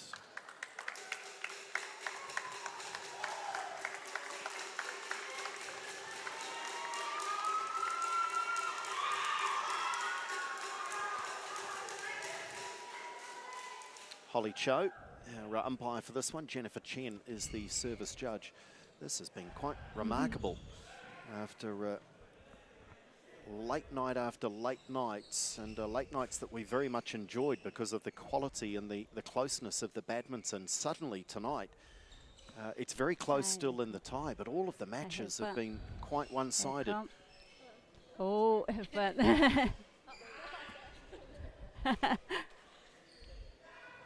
yes, come here. Chinese, green or black? Choose. Black choose. Ah, too low. Sorry, it's green. You receive. Actually receive. Yourself. Okay, good. It's only fair that Janice Jiang on her 18th birthday should have the opportunity to call, but she got it wrong. She got it wrong. The Dragons able to choose and dictate from the get-go. As we have a look at our 4 players involved in this women's doubles clash, and 2 that we've already seen face off in the singles, and 2 players making their first appearance tonight. Sally Fu to the right of screen there for the Tigers. 21 years of age, has that #1 ranking in women's doubles, clearly very comfortable in this discipline of the game, as well as her impressive singles record. On the far side from Sally is Shauna Lee, so these 2 are on opposite sides of the net. So for the moment, they share the same side of the court during this final 2-minute warm-up. Shauna Lee at 16 years of age, ranked at 4 in the women's doubles. Just incredible. Look right across the board. First in singles, 4th in doubles, 2nd in mixed at 16 years of age. She will partner Ashley Tan, also 16. And a young combination that has just played twice in this competition for a 1-win, 1-loss record, but certainly growing in confidence, it seems, with every rally they play together. Janice Jiang, happy birthday, Janice. It has been a 17 on that bio up until this point. And in the context of this LearnCoach New Zealand League, Ollie, she's positively old at 18. Especially looking at this court, 100%. How old does that make you feel? Too old, mate. Let's not go there, shall we? It is fascinating, though, isn't it, in doubles and mixed, where you look globally and players in their mid-30s at the peak of their powers, and you look at some of these players coming through at 16, 17 years of age, potentially 20 years plus if they choose to stay in the game that long.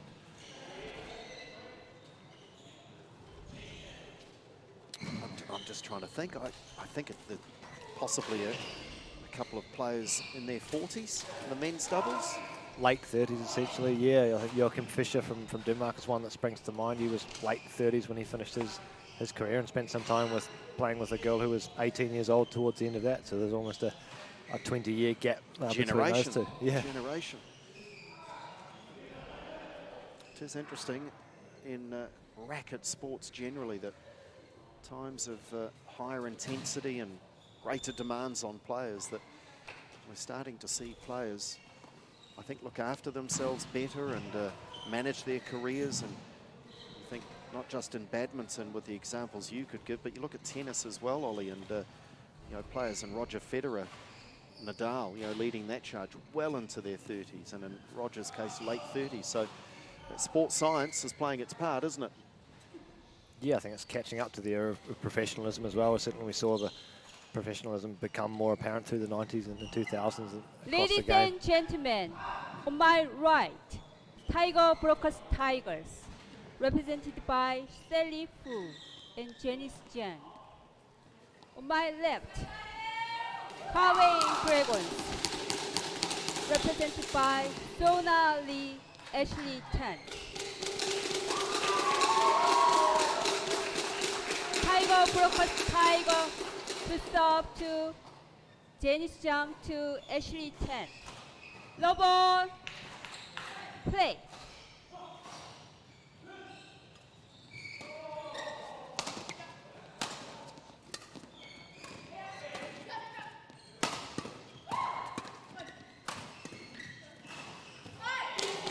There's that touch off that left hand, the beautiful cushioning of the shuttle from Shauna Lee. Love.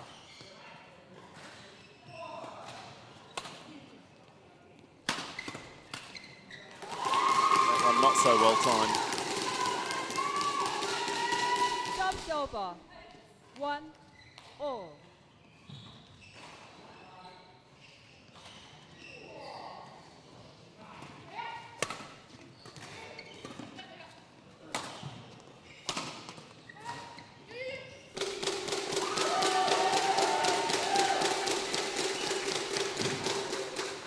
Service over.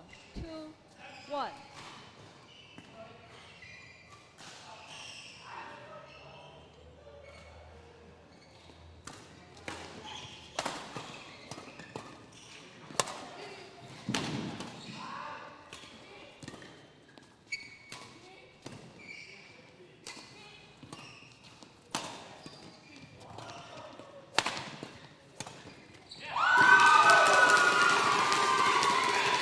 To continue on that theme, Ollie, of course, interesting in the last couple of weeks, Lin Dan announcing his retirement. Of course, we were so lucky to see Lin Dan play out here in New Zealand at the New Zealand Open.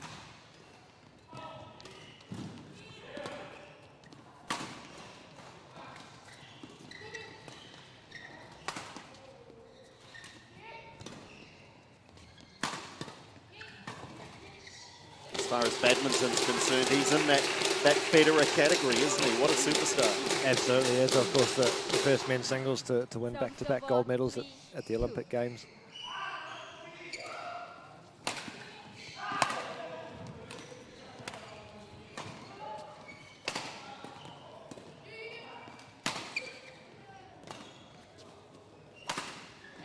Yeah, definitely one of the all-time greats, but another one of what I'd call a COVID retirement, essentially, because with the Olympics being pushed out a year, we've seen a handful of players that towards the end of their careers that have just decided to call time on theirs, unfortunately, because another year was a bit too much. 36 years of age, Lin Dan, so he's deciding that whether it was physically or mentally, but just couldn't go another year.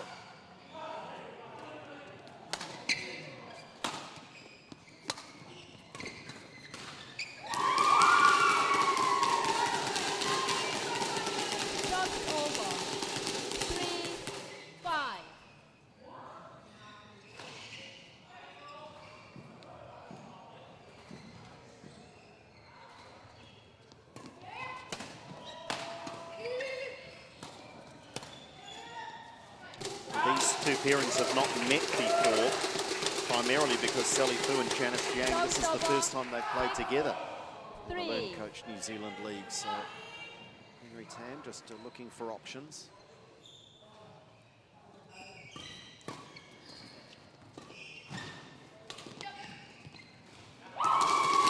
We don't know, Ollie, if it's purely experimental or perhaps they've seen something on the training court. They've worked on this. Yeah, can't help but think perhaps it's a bit of a reward as well for the performances that Janice Jiang's been putting in the mixed doubles. Been playing extremely well there.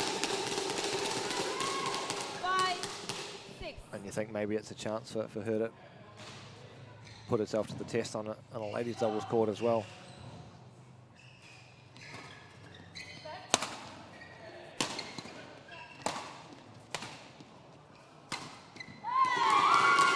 a good run of points, getting themselves right back into this first game. 6-all.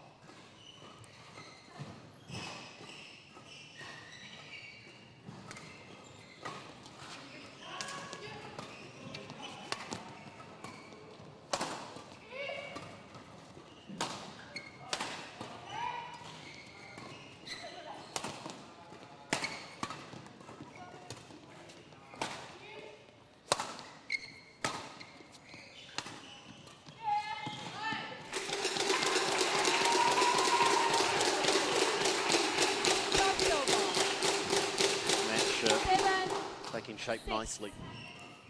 Some good rallies, good exchanges. Play.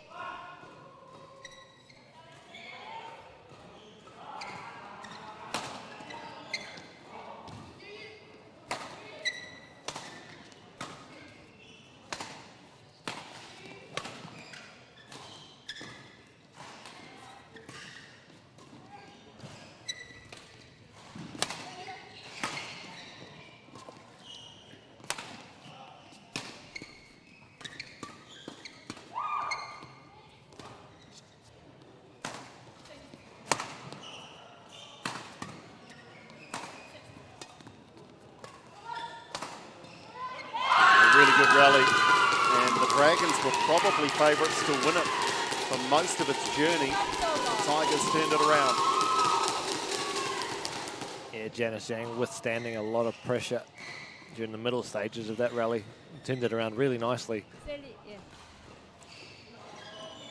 to turn the attack back to her and her partner.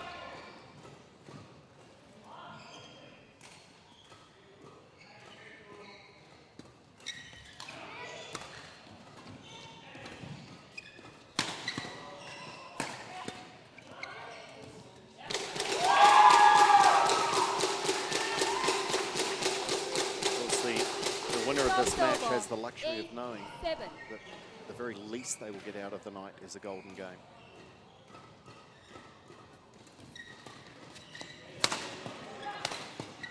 Oh, didn't get the angle, went for the power, Sally Fu, and didn't bring the shuttle down quickly enough. 9-7. Very slightly off balance as well when she made contact with that one.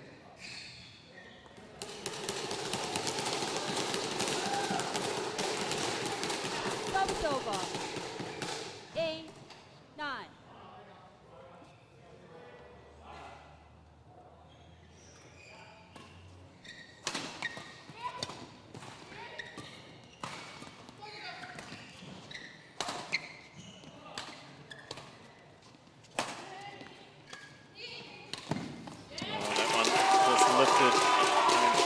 Was quick to pounce. Gee, she was so good in her singles and looking to carry that form on here with Ashley Tan. Game points. Game point 8.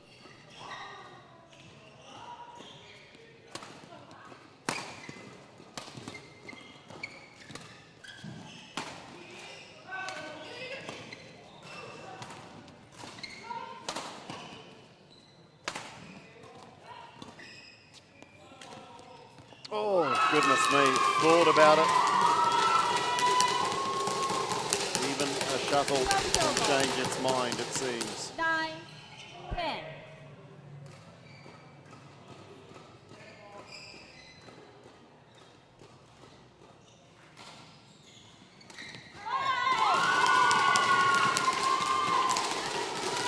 It's a rare miss on a return of serve.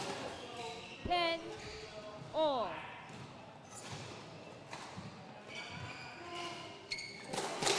Oh, Sally Fu just completely undoes that. Service over. 11-10.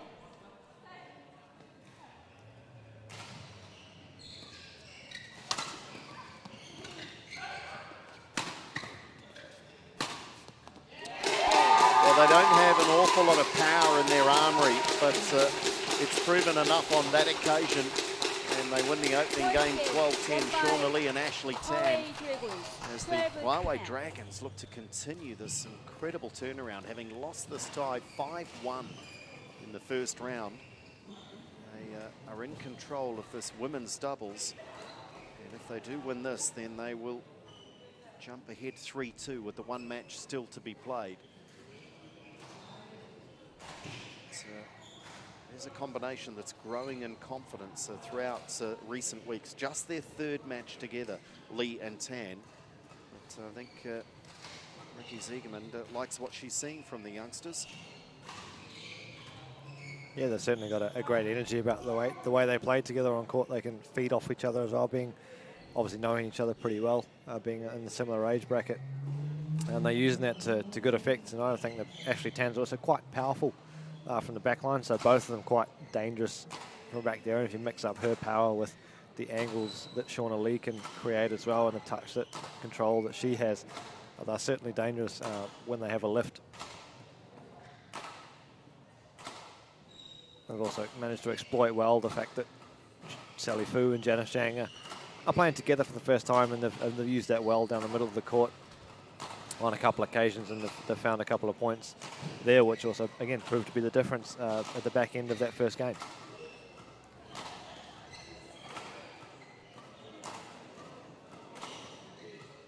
Dragons ready to go. It's often the case, isn't it, with the team that's in front or having won that most recent game. They just want to get out there, get on with it, carry on, business as usual. Whilst it's the team that's on the back foot that's looking for answers, searching for a way back into the match.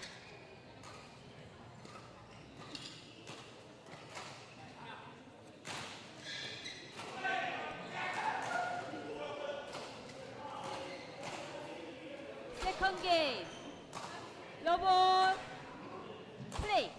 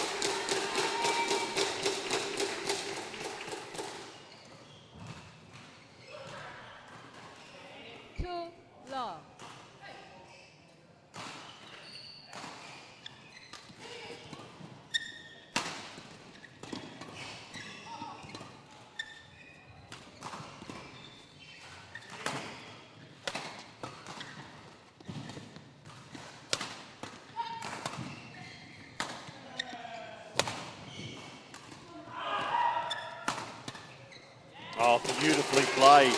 And these are dangerous moments now for the Tigers, having lost the first. They're in a bit of a hole here at the start of the second. Yeah, how long does Henry Tam wait before he pulls the timeout card? You've got to think.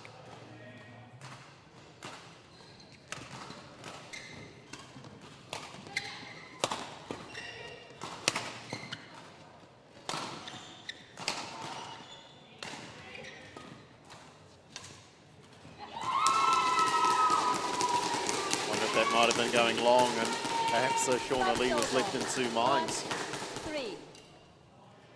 It certainly looked like it might have been drifting long from our vantage point.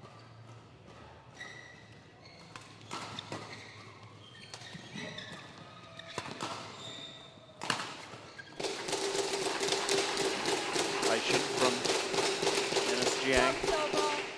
4-1.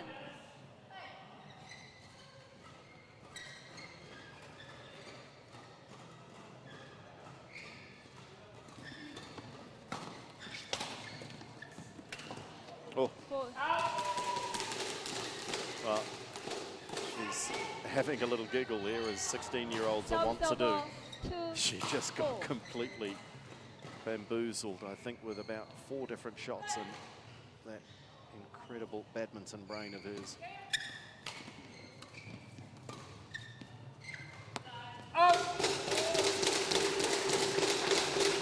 Sometimes all that creativity can be a bit of an issue rather than a blessing, Ollie, as a timeout is called here now. But, yeah, when you've got all the the shots in the book and at your disposal. Sometimes it's about getting the right connection between the synapses to choose which one you want to play. Yeah, you got so many to choose from at one time as well. It's about picking the right one, and more often than not, that's the simplest one. But yeah, especially when you have the flair and then the skills, and combined with the creativity that Shauna Lee has, of course, there's plenty of options to choose from, and all of which that she can execute really, really well. But again, that's something she'll learn with time. And she's got so much of it. And at 5-2, now from memory, the 2 points for Sally Fu and Janice Jiang are both errors off the rackets of Lee and Tan. So this position could have been even better.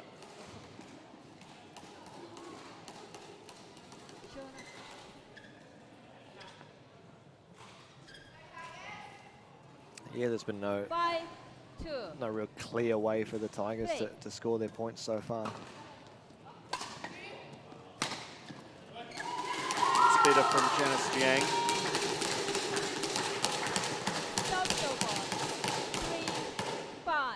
Go for outright power, just found the right mix of angle and pace.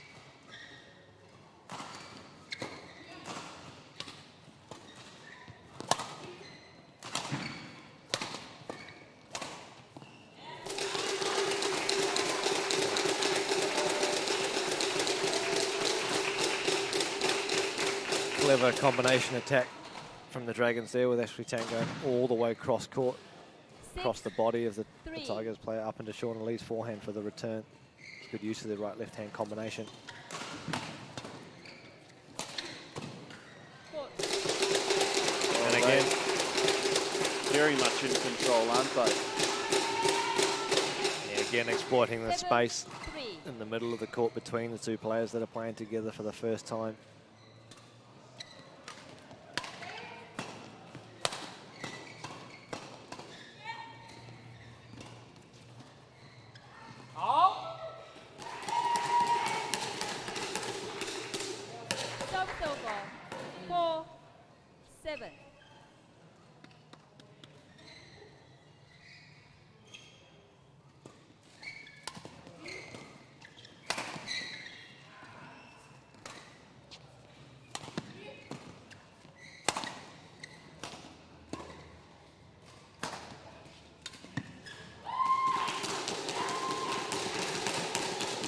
Little phase of the game here now for the Tigers.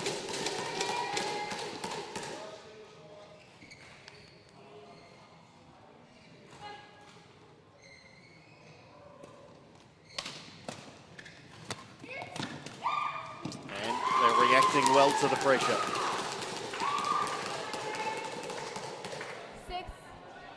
6-7.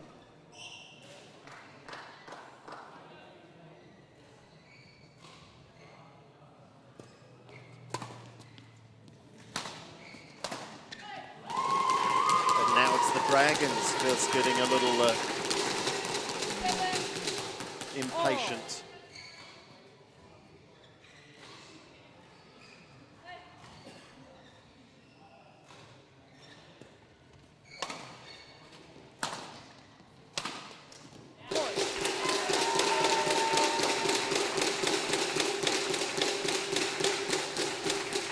Service over, 8-7.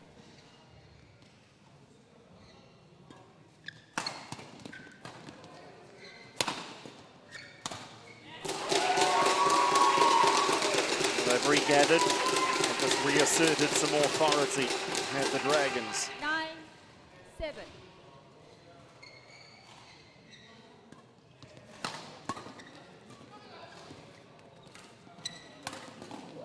Match points.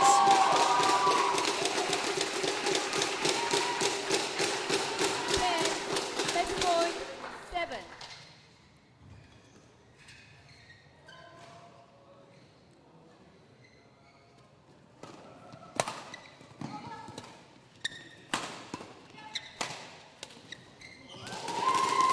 One save. A little bit fortunate there, the Tigers. I think that wasn't the cleanest of contacts from Sally Fu. Wasn't quite, I think, what she was trying to do with that, but got away with it.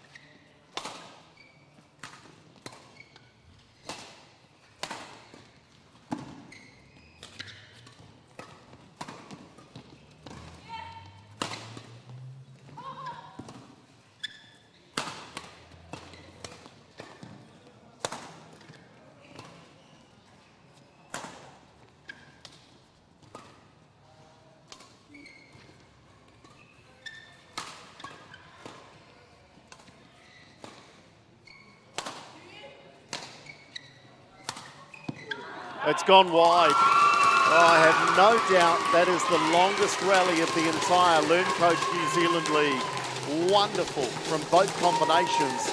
And what nerve from the Tigers as they fight off a second match point and still with one to save.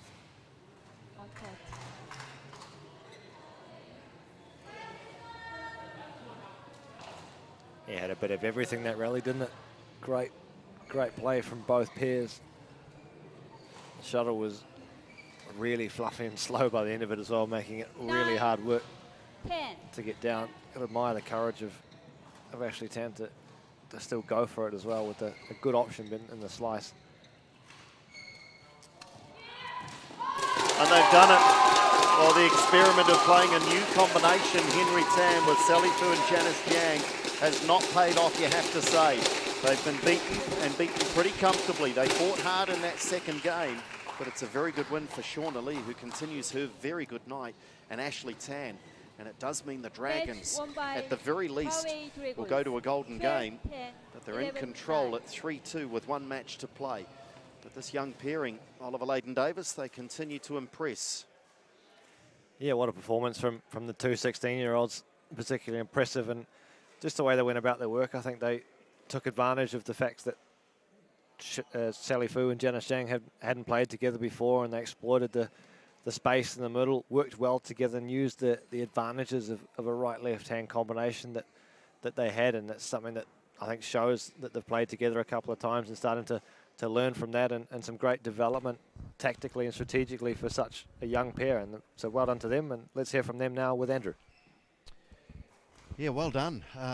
Great combination this last couple of weeks. You guys weren't playing together at the start of the league, but you have been over the last couple of weeks. Are you enjoying it? Yes, I like playing with her. We played together for a long time, so yeah, of course I've enjoyed it, yeah. What's the key to your combination? I think it's just communication. We communicate quite well in court, so yeah. And of course you've ruined the birthday for oh, now I've put you on the spot. I'm sure she'll still get a chance to celebrate. You guys all know each other pretty well though, don't you? Everyone across all the teams. How interesting has that been in this LearnCoach New Zealand League, playing against players that you know so well and playing them on a regular basis? Has it made it more difficult to get the wins, or in some ways does it make it easier knowing exactly what you should expect? I guess it works both ways. Like if it's easier for us, it's probably easier for them as well, since they should know how we play. But yeah, they were a new combination, so it probably would have been harder for them. And a nice sort of confidence boost as well going into next week. You're looking forward to that now. You guys have done it tough. You've had some really close matches, haven't quite been able to get over the line. You're crossing fingers now that you win this 4-2 tonight? Yeah, hopefully. We'll see. Yeah. Good stuff, guys. Congratulations. Great win. So the women's doubles goes the way of the Huawei Dragons, and they should be pleased and smiling because it was a really impressive performance. It comes down to the sixth and final match, though. Do we go to a golden game? Can the Tigers get it won and take us to 3-3? Or can the Dragons win it and win the tie 4-2? The mixed is coming up next.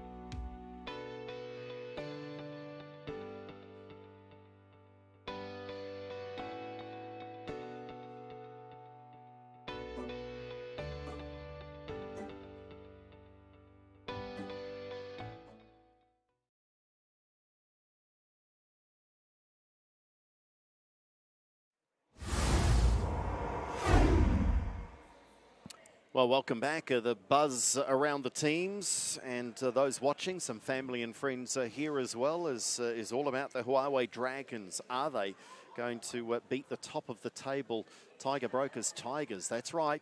It's 1 place 4 at the moment on the table, and it is the Dragons in front 3-2, courtesy of another straight games win. All of the games tonight have been quite comprehensive for Shauna Lee and Ashley Tan in the women's doubles, which means 1 to play and all to play for. Let's welcome our mixed doubles on courts.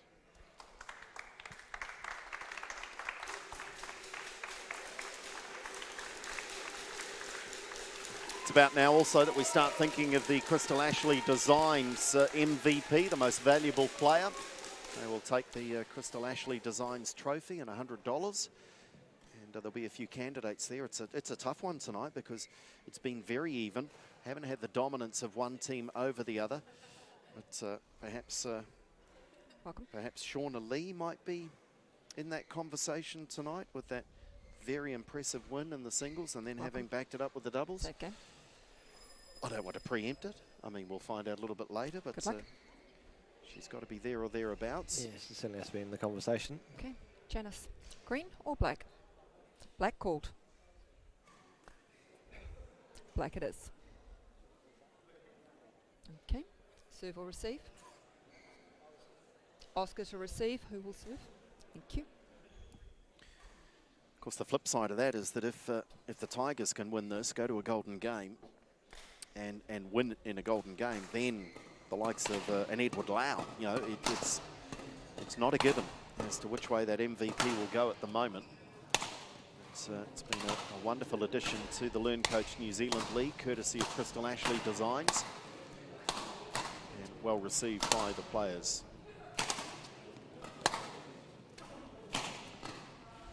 Edward Lau, who has already tonight been very impressive in that singles win over Oscar Guo.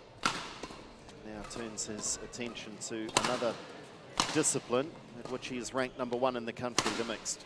Shauna Lee on the far side is ranked 2nd in the mixed doubles. And she has already had a busy night, singles, doubles, and now mixed. So quite the program for the 16-year-old.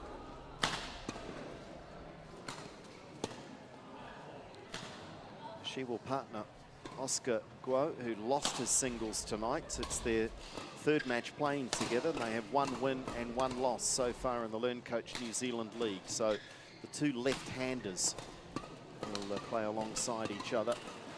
And it's the birthday girl, Janice Jiang, who, despite that loss in the doubles, is still all smile. She's bright and bubbly, and why not on your birthday?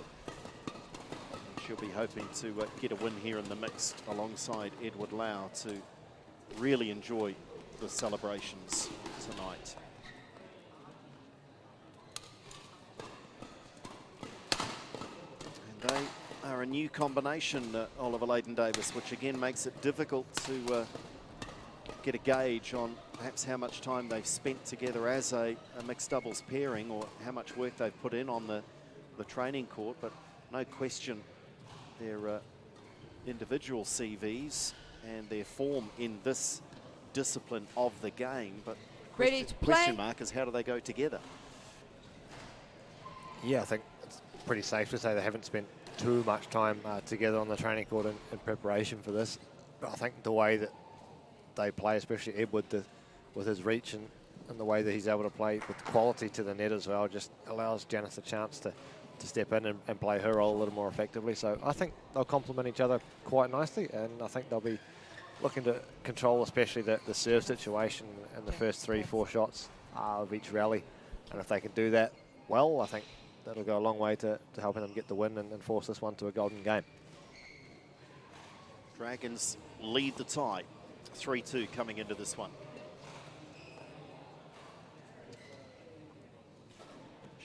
Oscar would love the chance to wrap it up 4-2 and finish their round robin play on a high. The Tigers, I remind you, already booked in next week's final. They cannot be caught, Ladies will and play in gentlemen, the 1 and 2 final. on my right, Tiger Brokers Tigers, represented by Edward Lau and Janice Jiang. And on my left, Huawei Dragons, represented by Oscar Guo and Shauna Lee. Tiger Brokers Tigers to serve, Janice Jiang to Oscar Guo. Love all, play.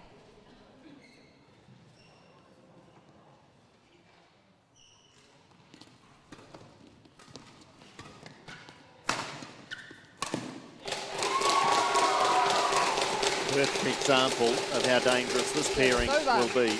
Power from the back 1. of the court and the finish Love. at the net from Lee.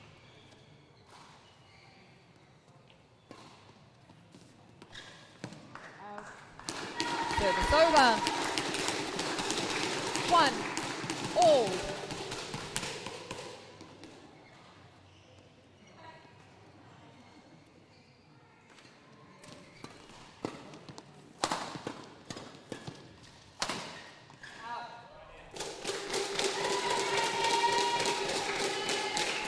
Service over. 2, 1.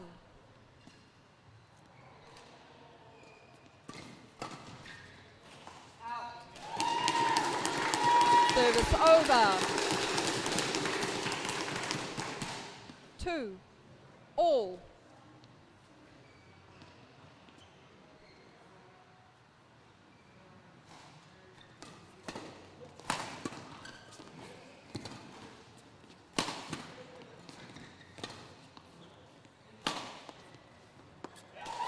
There's a bit of role reversal there with Lee at the back of the court and 3, Oscar 2. patrolling the net.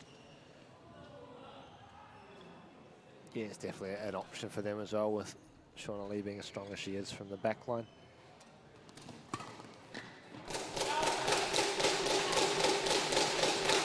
Service over. 3, all.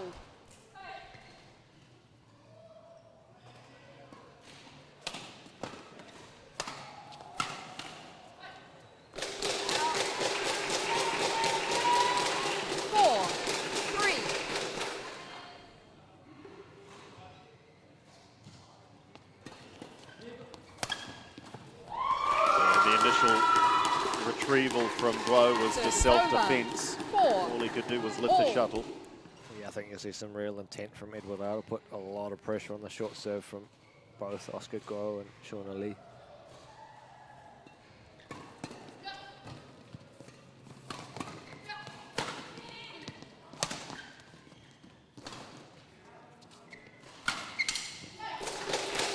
Well, they were never quite on the same page there, were they? Perhaps evidence of their lack of time together. 5, 4.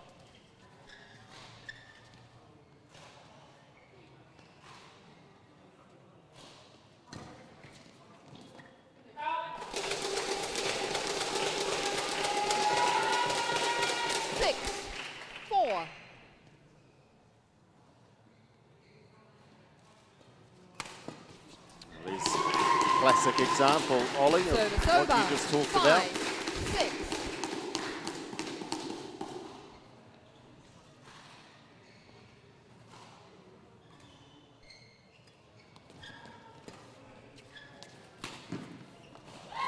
If that is the approach from Lau, then Lee and Guo need to throw a couple of flick serves in, don't they, just to get him back on his heels.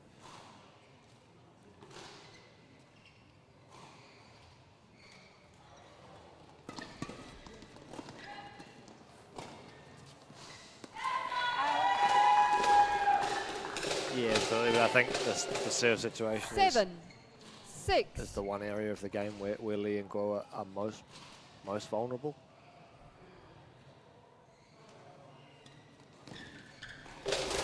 Catches the net. Service over. Falls over. 7, all. Lee, all business-like here.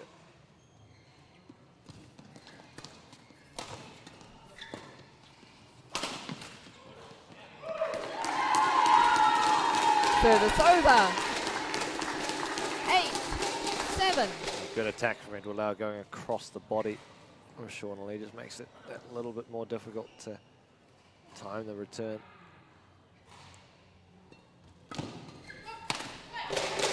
Oscar Grove's turn to pounce on the serve. Service over. 8-all.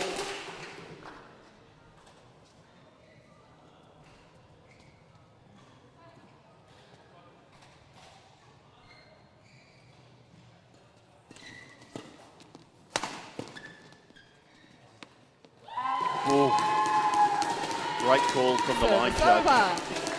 9-8.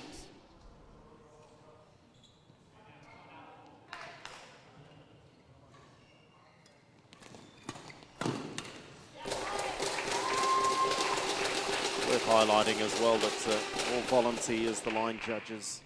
Service Great to over. have their 9 engagement and all. their support through this LearnCoach New Zealand League.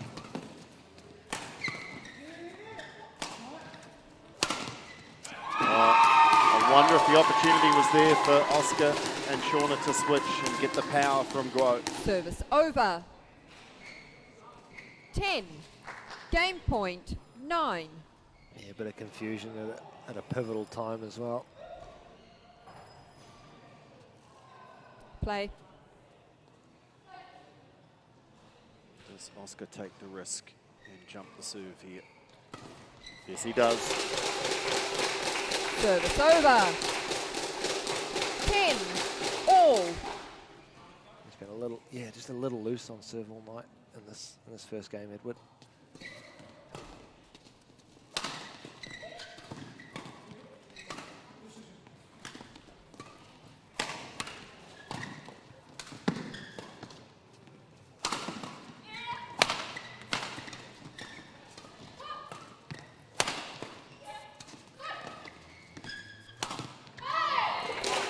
Another shuttle that needs retiring. I think there's been a few that have taken 11, an absolute beating. 10.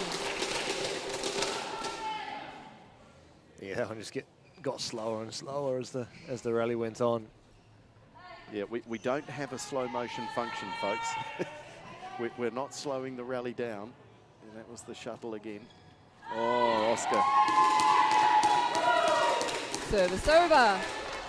11-all.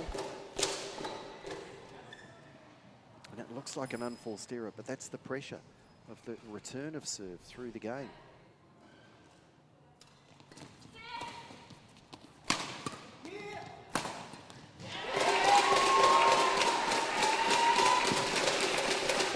Service over. 12-11.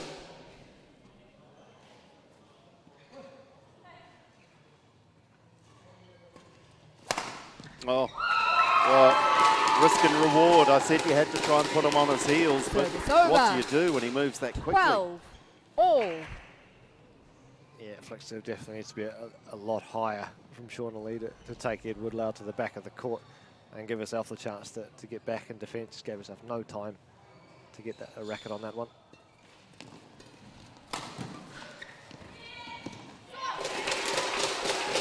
And again, Ollie, was that the inexperience of this combination? 13. Neither player 12. covering the drop?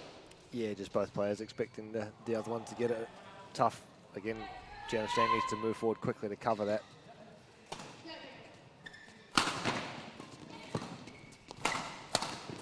Yeah, they were exposed. But how good was Lau to take advantage?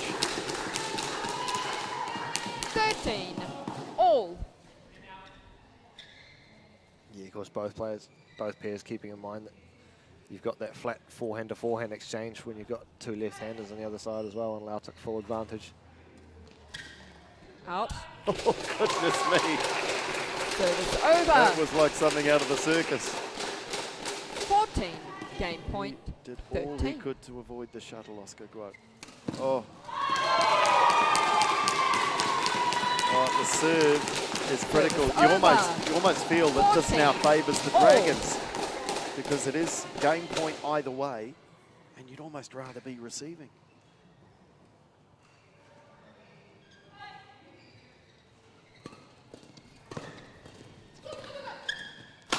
Oh, they got Guo where he wanted to be, and then he dumps it into the net.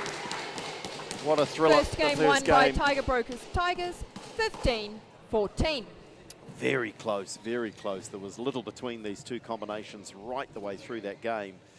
Just if Edward Lau and Janice Jiang can win the opening game despite a few issues partnership-wise, that augurs well for them. The longer this game goes, the better they might get.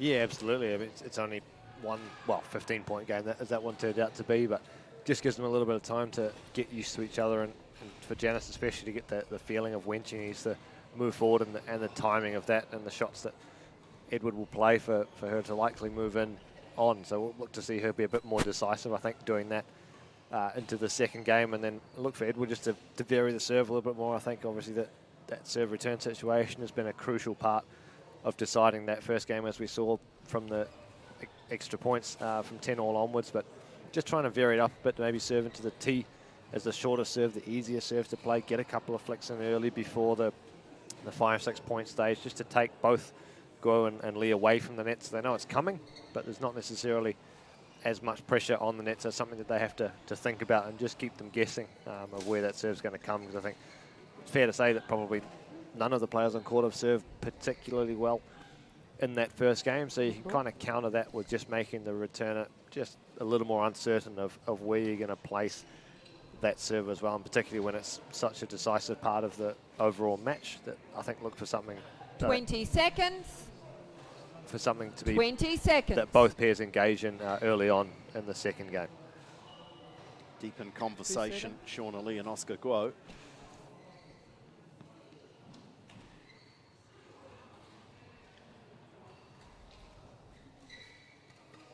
Janice Jiang is one Second to game. often play with a smile on the face. Love all. And no less intensive Play. and focused, but externally looking very relaxed. Wow. What a clever serve, and everything you just described, and the execution was perfect. Yeah, it was a great flick serve. The pace on it was...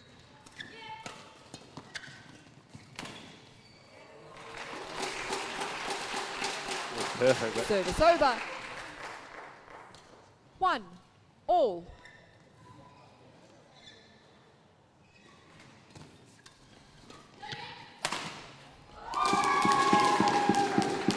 He's angry with himself, Oscar Guo, because he loves the power game, and I think his eyes have lit up when he's seen those opportunities.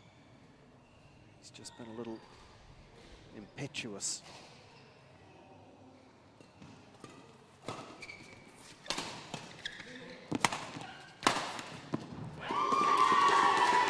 good serve from Edward Lau there as well. 3-1. Just opting to go short and wide out to the sideline, which is not a common serve, but executed it well. And he had the shuttle coming up to him on the third shot, which is vastly different from how it was often going in the first game. So a clever little move from him. There's a few frowns appearing as well, 3-1 on the faces of the Dragons.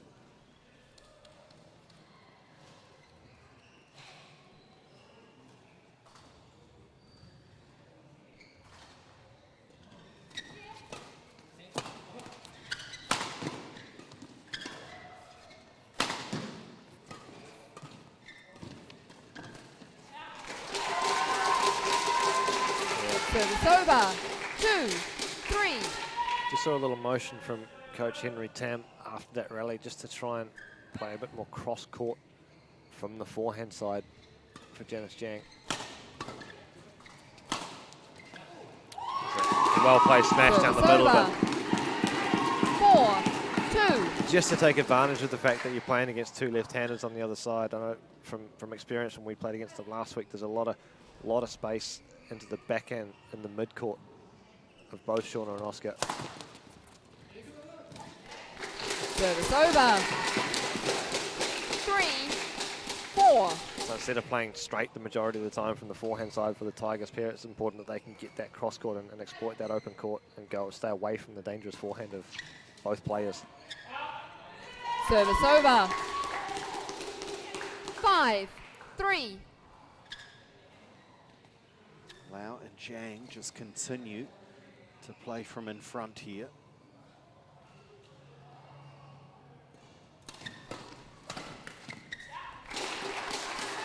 That's the one that I'm talking about. Service over. 4-5. Instead of Edward Lau going straight with that first forehand up into Oscar's forehand just to pull it cross court.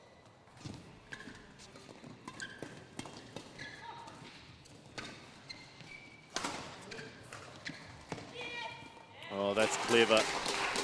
Looked for all the world as though Shauna Lee had to just smash that away, but as is her wont to do, she just found an angle. Yeah, great touch. Great choice as well.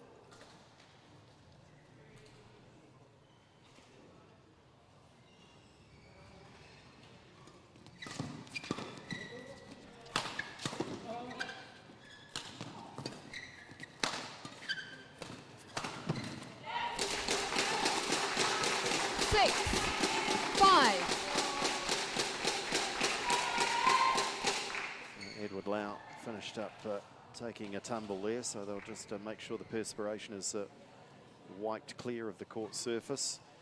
A chance for a little impromptu timeout. Thank you.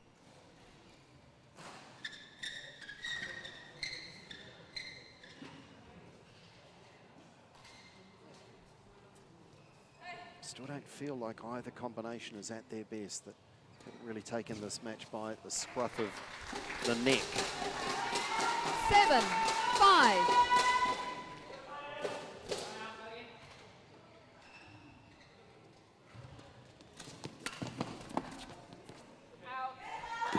Service over. It's been an issue, hasn't it, that serve? 6-7.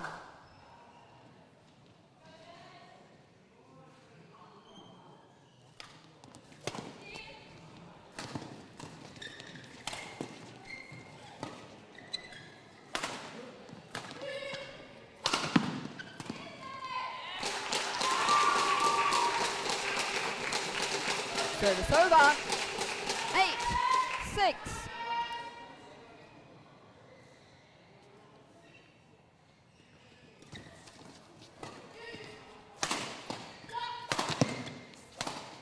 Danger signs here. Oscar Glow starting to find his range. 9-6.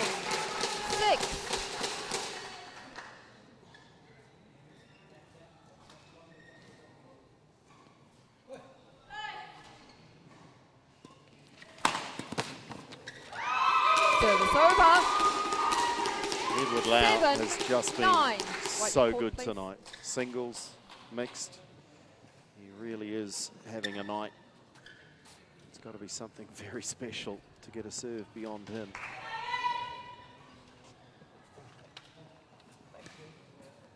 There is one of the aforementioned volunteers. The lifeblood of the sport, aren't they, Ollie? Certainly are. I can only imagine the experience that they provide, our line judges. Hold. And all for the love of the sport.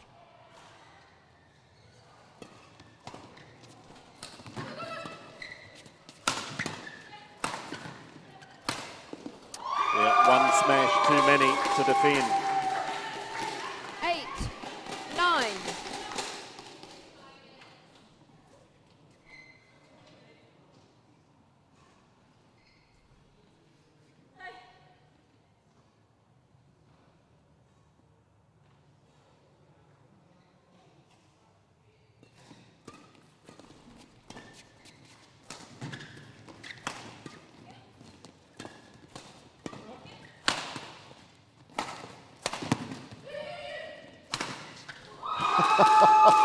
Well, Edward Lau was just advancing on the net with no care for his own welfare at all. Thank goodness, from his perspective, it didn't go beyond the net.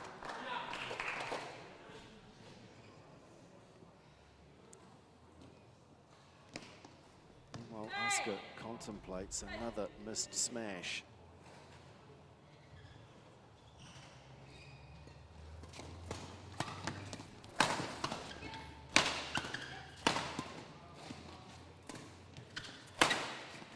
Again down the middle. Again down the middle. Match point Match point, 9.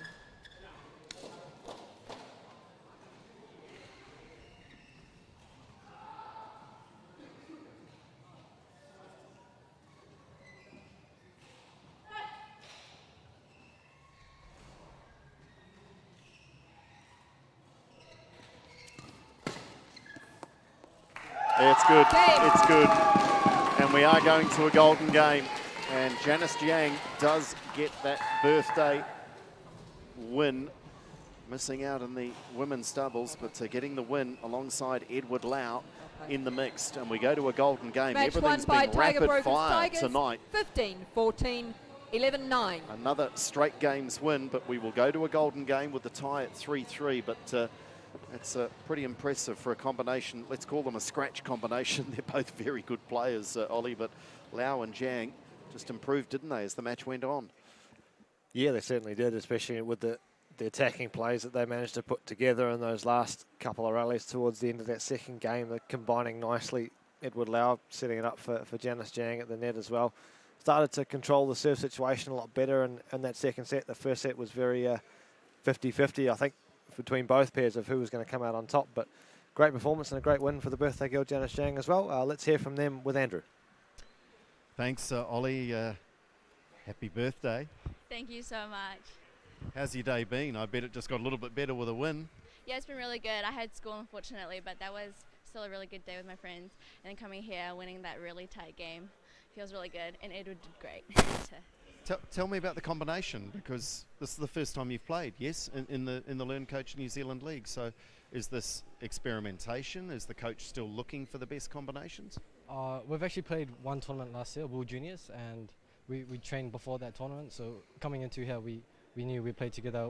We know how to play with each other, so it was fine. So it's a possibility for next week. I guess we've got to wait and see what the coach does, but yeah, possibility? Yeah, we'll see. Can't reveal our secrets. What have you had for the birthday, or what presents haven't you opened yet? Well, I think we have a cake waiting for us after the tie for our team, so I'm pretty excited to dig into that. You might have to wait a little while, because you could have another game. We're going to Golden Games, so I'll let you guys disappear and stay warm, because you might be back out on court. But well done, great win. Yeah, thank you. Edward Lau and the birthday girl Janice Jiang with the win, which takes us to 3-3 in the tie. So this really just sums up the nature of the LearnCoach New Zealand League. Remember, this is one playing fourth, first and last on the table, and with 3-3 we're going to a golden game. It has been so close right throughout the competition. When we come back, we go through that fascinating process that is called the golden game.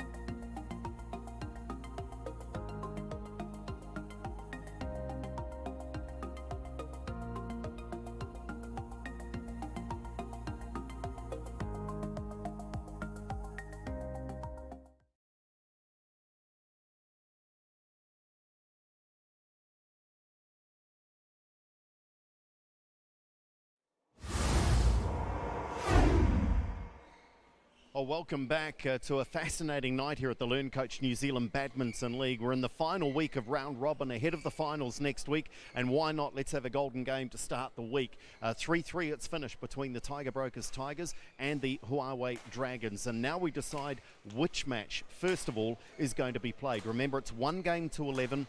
What discipline are we going to play? And then the coaches can decide who they will put into that match. Our referee Chin Fong is here, and he will take it away with the coin toss with our coaches, Henry Tam and Ricky Zegerman.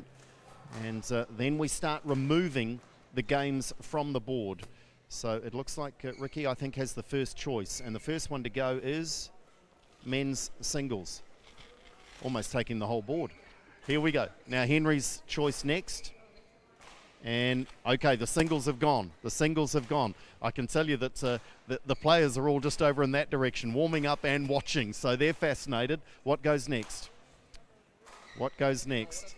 Oh, we're just going down the board. We're just going down the board. Now, Henry, essentially you decide now, women's doubles or mixed doubles? Now, give us your reasoning. Is this what you expected to see on the board at the end here? Yeah, it's definitely something that we expected. So we had a pretty good mix in the end there, so might go for that. There we go. Confirm it for us. There we go.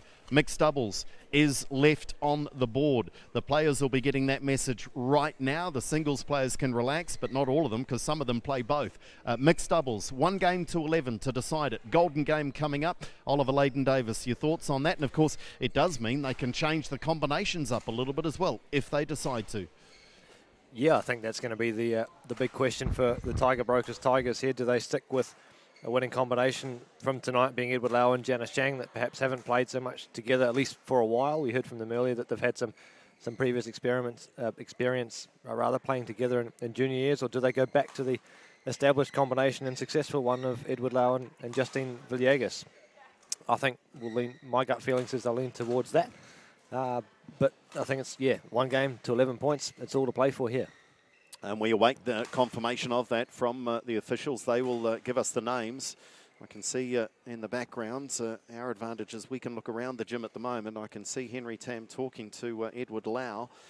And I think the conversation is one of, you might have done your dash tonight, Edward. But we will get confirmation of just who is going to play. 1 game to 11. Mixed doubles. Okay, I've got it completely wrong, I think. I should just stop second guessing, shouldn't I? Because Edward and Justine are going to play Dylan and Alyssa. So is that the way you were saying? You thought it was going to go? That's what I would have had in mind for both teams, actually. Yeah, I think that's their strongest lineups that they can put in together. And yet it's interesting. And there's the tactical nature of this competition, isn't it? Because in the case of Edward and Justine, they didn't play together tonight. And yet when it comes to a golden game, that's the combination they go for. Yeah, I guess it's where you want to split your strength and the mixed and perhaps split your strongest pair, I guess, on paper and in the regular matches and then go for both. Or do you strengthen one and sort of not sacrifice the other but weaken it a little bit and then hope you line up against perhaps the weaker mixed in the other opposition lineup as well. So it's a bit of a chess game there and your mindset and thinking and a bit of luck as well involved, of course. So this really is, well, it's impossible to predict, isn't it? 2 very good combinations, both in very good form. 1 game to 11. I mean, blink and you lose. Yeah, exactly. Both pairs have to be 100% ready from the start, as those 2 or 3 early mistakes can cost you later on. So there's no room for error. Both balanced aggression from both sides, and you have to be brave enough to go for it as well. So great little concept and always exciting. So golden game to decide it. 1 game to 11. It's academic in terms of the points table. We know already the Tiger Brokers Tigers before tonight were into the final. And equally, the Huawei Dragons could not make it into the final. They will play off for 3rd and 4th next week, but they can be very proud of their performance here tonight. Let's bring it on. It's golden game time here to decide this one tonight at the Waitakere Badminton Centre.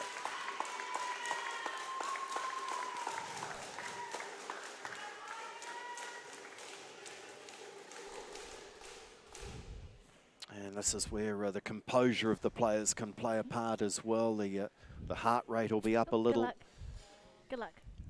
For some, the likes of Edward Lau in particular, he's the only one of the four that's just come off court. So he's fresh, he's warm, he's okay. Would you guys like green or black? Yep. For the others, so green? They face that challenge, don't they, Ollie, of yep. having cooled down. They've had to stay on edge knowing this was a possibility. And now they have to mentally and physically be ready to go again. Yeah, absolutely. And I'm sure that's something that they'll all have taken on board and prepared themselves well. So looking forward to seeing this one get underway. I think, again, look for Sojasa to lead the Dragons pair in this one. Of course, they're always trying to push the tempo a little bit like he usually does. Really rhythm, momentum, confidence player when he gets his tail up. Final introductions for our players. Alyssa Tagle at 20 years of age, of course, combined with Dylan Sojasa earlier tonight. They won the very first match on court tonight, so can they bookend it and pick up a memorable win for the Dragons? Justine Villegas, who partnered Jonathan Curtin in defeat for Sojasa and Tagle. So a chance for her to atone for that one. This time with a different partner in crime, though, in Edward Lau. And he's got to be a contender for the Crystal Ashley Designs MVP, Edward Lau. He's already featured in a wonderful singles win over Oscar Guo. And then came back and sent them to a golden game with that win in the mixed with Janice Jiang. And Dylan Sojasa, who has had a win and a loss tonight. A win in the mixed and a loss in the men's doubles.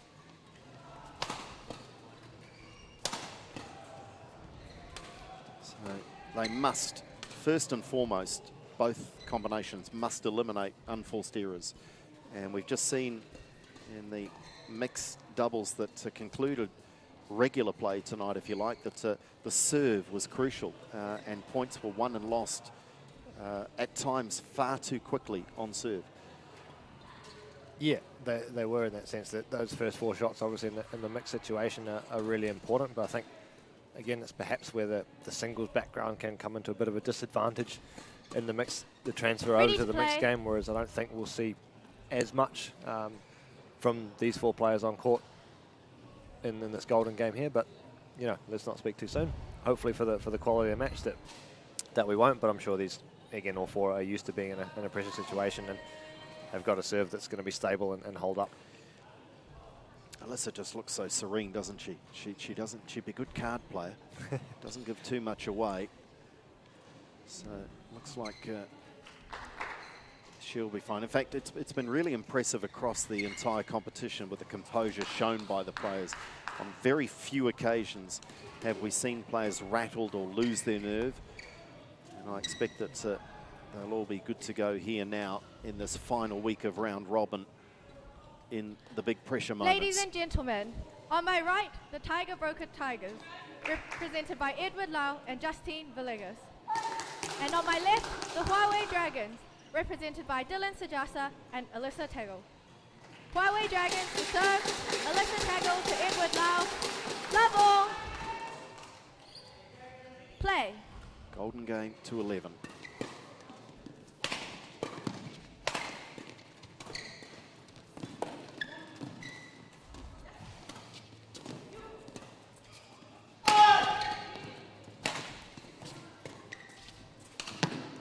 Pretty good rally to get us underway. 4-4. Is Dylan Sojasa keyed up or what?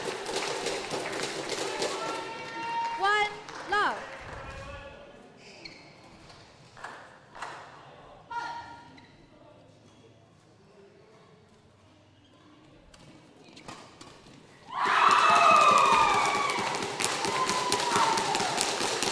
Service over.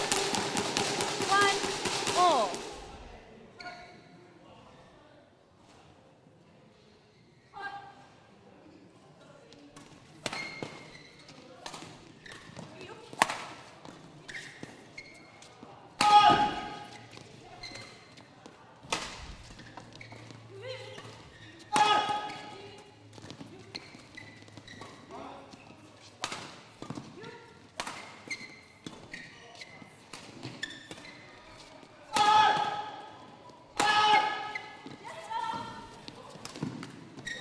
Dylan Sajasa, look at him.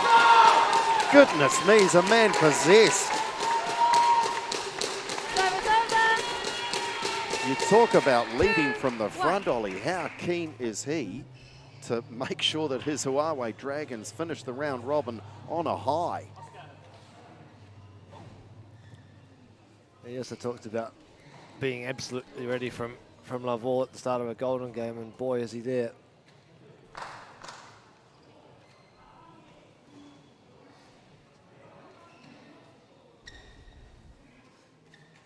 Henry Tam, coach of the Tiger Brokers Tigers, just looks a little nonplussed by it all, just soaking it up.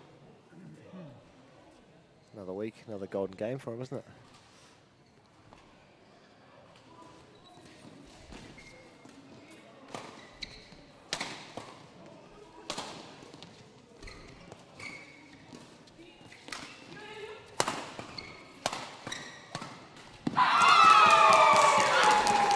The body of Tagle, and she couldn't get the racket there in time. Service over, 2-all.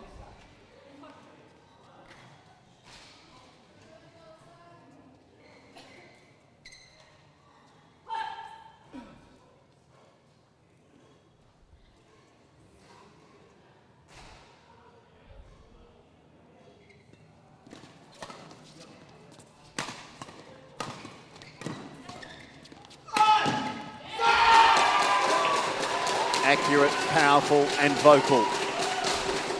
And of course, we get to do all of this again tomorrow night with the final match in the round robin that has so much riding on it. Essentially, it's a shootout for the final between the Heitua Hawks and the One Pure Wolves.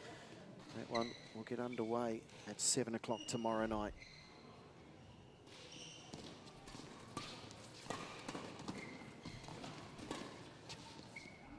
It's long. So Lau and Villegas have just quietly been contributing. And we're level at 3-all. Yeah, Villegas showing early signs of really playing well at the moment.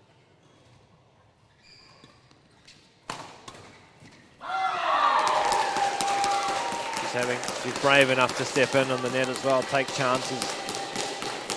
4-3. Anticipate but not look too much to take that chance and be over aggressive is the word I'm looking for.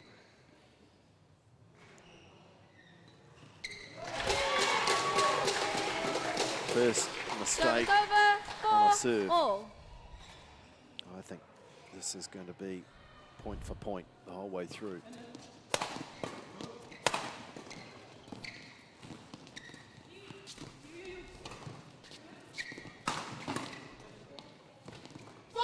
Oh. He's even shouting when he doesn't swing the racket now. 5-4. Clever option, that last one from Suajasa. Still went hard at it, but played a little cut as well. Just gives it that in-between pace between the full smash and the slow drop, which he usually uses.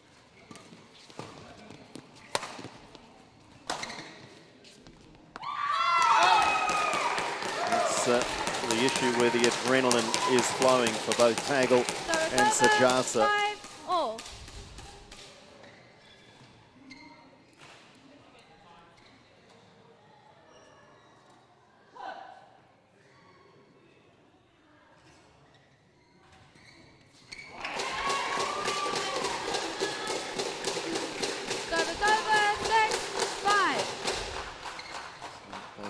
Villegas and Lau having gifted points on serve.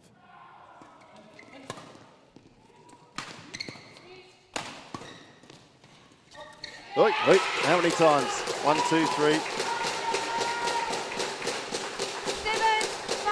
And this is as good as a little mini break here, just skipping clear by 2.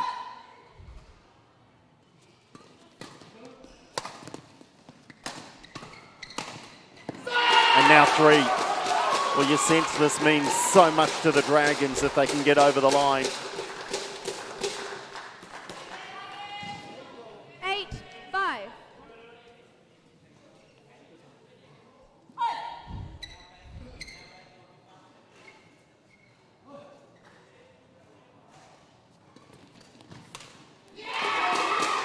And they're very close now, very close. They can't afford to button off, they can't afford to relax. But at 9-5, they are in control.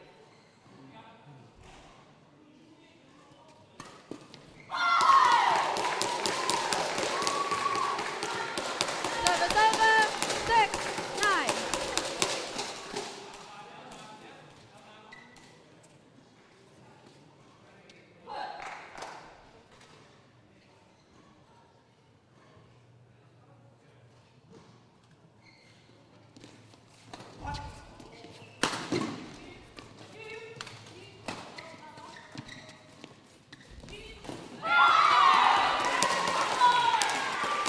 Still in control, but with the tension rising. 7-9. Good composure from Lau and Villegas, both of them in that rally at different moments.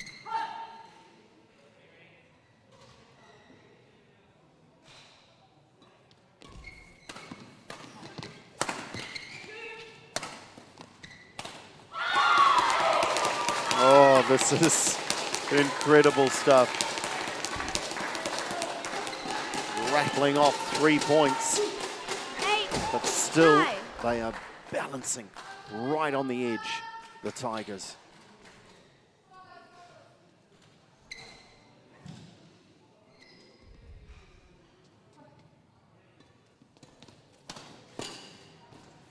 Oh, it's wide. Gee, I wondered whether the serve might have fallen short. I think that was inch perfect. 9-all. Did just clip the top of the net, but I think it had enough pace on it.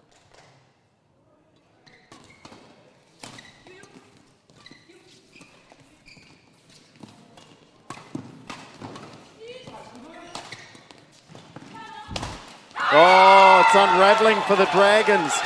And how impressive is this? The Tigers on the prowl, big time. Match point, tie point. 10, match point, 9. 5 in a row for the Tigers now.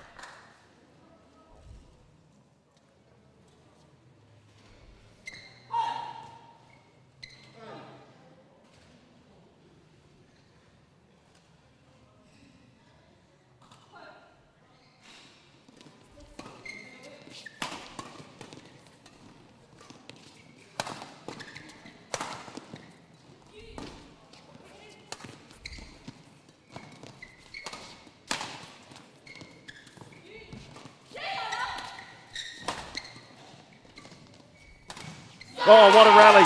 What a rally. Listen to the urgency.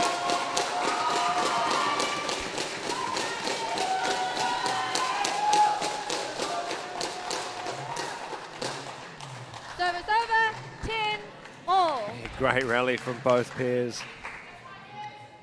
Offense changed hands a couple of times throughout that. Great, terrific net exchanges as well.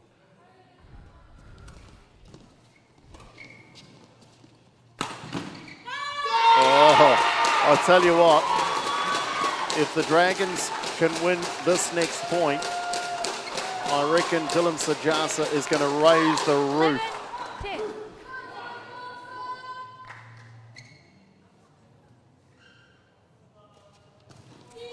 Oh, beautiful touch, Lau. Yeah, great variation from him as well. 11-all. Majority of his returns go at the body of the back player. Opting this time instead for the little angle into the midcourt. Great choice.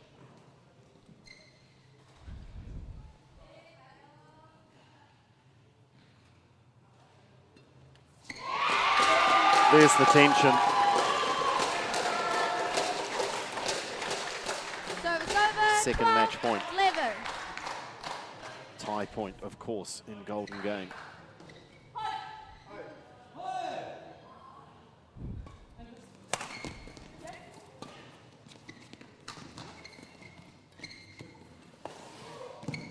And they've done it. Oh, they've done it, and look what it means. Dylan Sajasa yells loudest and yells last. Sajasa and Tagle have won at 13-11, and that is quite brilliant. You do not begrudge them that win at all, the Dragons. They've had their struggles in this LearnCoach New Zealand League, But that, Oliver Leighton-Davis, is why this format is 13-11. just so intriguing and so captivating. What a wonderful spectacle. The race to 11 turned into 13. Yeah, wow, it just makes you think why we play formats without Golden Game as well when you see spectacles like that. What a finish. A great performance from Sojasa and Tagle there to come away with the win there in the Golden Game, having had 5 match points saved by the Tigers to fight back from a 9-5 deficit.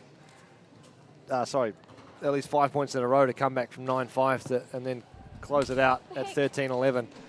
Gee, they've played well and deserved winners tonight. Let's hear from them with Andrew now. Yeah, well, we've been hearing from this fella for the last 10 minutes with every point, every smash. That meant something to you, didn't it? Yeah, finally we're getting a close win over the line. But yeah, no, it was a really good match. All credit to the opponents and everything. Yeah, they did really well. At 9-5, I thought we were just about packing the gear up and going home. Then they came back at you, and that's how good this competition is. You can never take the foot off, can you? No, they played really well. I think we started to defend a little too much and lose a little bit of our focus. So yeah, it was quite tough, but glad we got there in the end. Isn't this a great part of this competition, though, Dylan? I mean, really gets the blood boiling and the adrenaline flowing, and we saw it from you both there, and especially you, very animated. This Golden Game format, it's pretty exciting, isn't it? It's cutthroat, but it's pretty exciting. Yeah, it's very exciting to watch and play. Yeah, it's hard to explain the feeling. It's crazy. Yeah, heart's pumping, tired, everything's going. Well, I can add a little more good news to that, because our Crystal Ashley Designs MVP for tonight is Dylan Sojasa. Congratulations, Dylan. There's the trophy and $100 from Crystal Ashley Designs. It's a great way. I know you guys have had your struggles through this competition, but what a way to end it. You beat the top-ranked team in the final round robin. That's got to mean something to you guys. Yeah, I think we all know that we can play at this level, and we're just happy to finally get there after 4 or 5 weeks. But yeah, took us a while. Congratulations, guys. Wonderful win to wrap it up for the Huawei Dragons tonight. Good stuff. And the Crystal Ashley Designs MVP going to Dylan Sojasa as well. Just such a buzz. I'll bring Oliver Leighton-Davis in to get a final few words on this, because you've got to calm down from this and get ready to go tomorrow night. But as a spectator, as someone commenting on what you've just seen, the format's been brilliant, hasn't it? Yeah, I think tonight we saw everything that you want to see from an entertainment perspective in a sports match. It went back and forth like throughout the whole tie, and then even again in that Golden Game, from a 9-5 deficit for the Tigers to bring it back to 10-all, and then suddenly the Dragons come away with it. So yeah, what a night of badminton. And it just confirms again how close this competition's been, and what a great job everyone did that was involved in picking these teams. So very closely matched, and surely a format for the future to be repeated. But that's for the future. Tomorrow night, One Pure Wolves and the Heitua Hawks. This is all to play for. If we thought tonight was good, tomorrow is for a place in the final. How are you feeling? Yeah, looking forward to it. Everything's on the line to play for, like you say, a spot in the final. So yeah, having seen the lineups come up earlier, I'm feeling pretty good about the way it's stacked up. But yeah, again, it all comes down to putting in the performances on the night, and it's those couple of points either way that are probably going to make the difference. So we'll do everything we can in the next 24 hours to be ready. But game on tomorrow, I can't wait. Yeah, well, neither can we. Looking forward to it very much indeed. Thanks, Ollie, for your contribution tonight.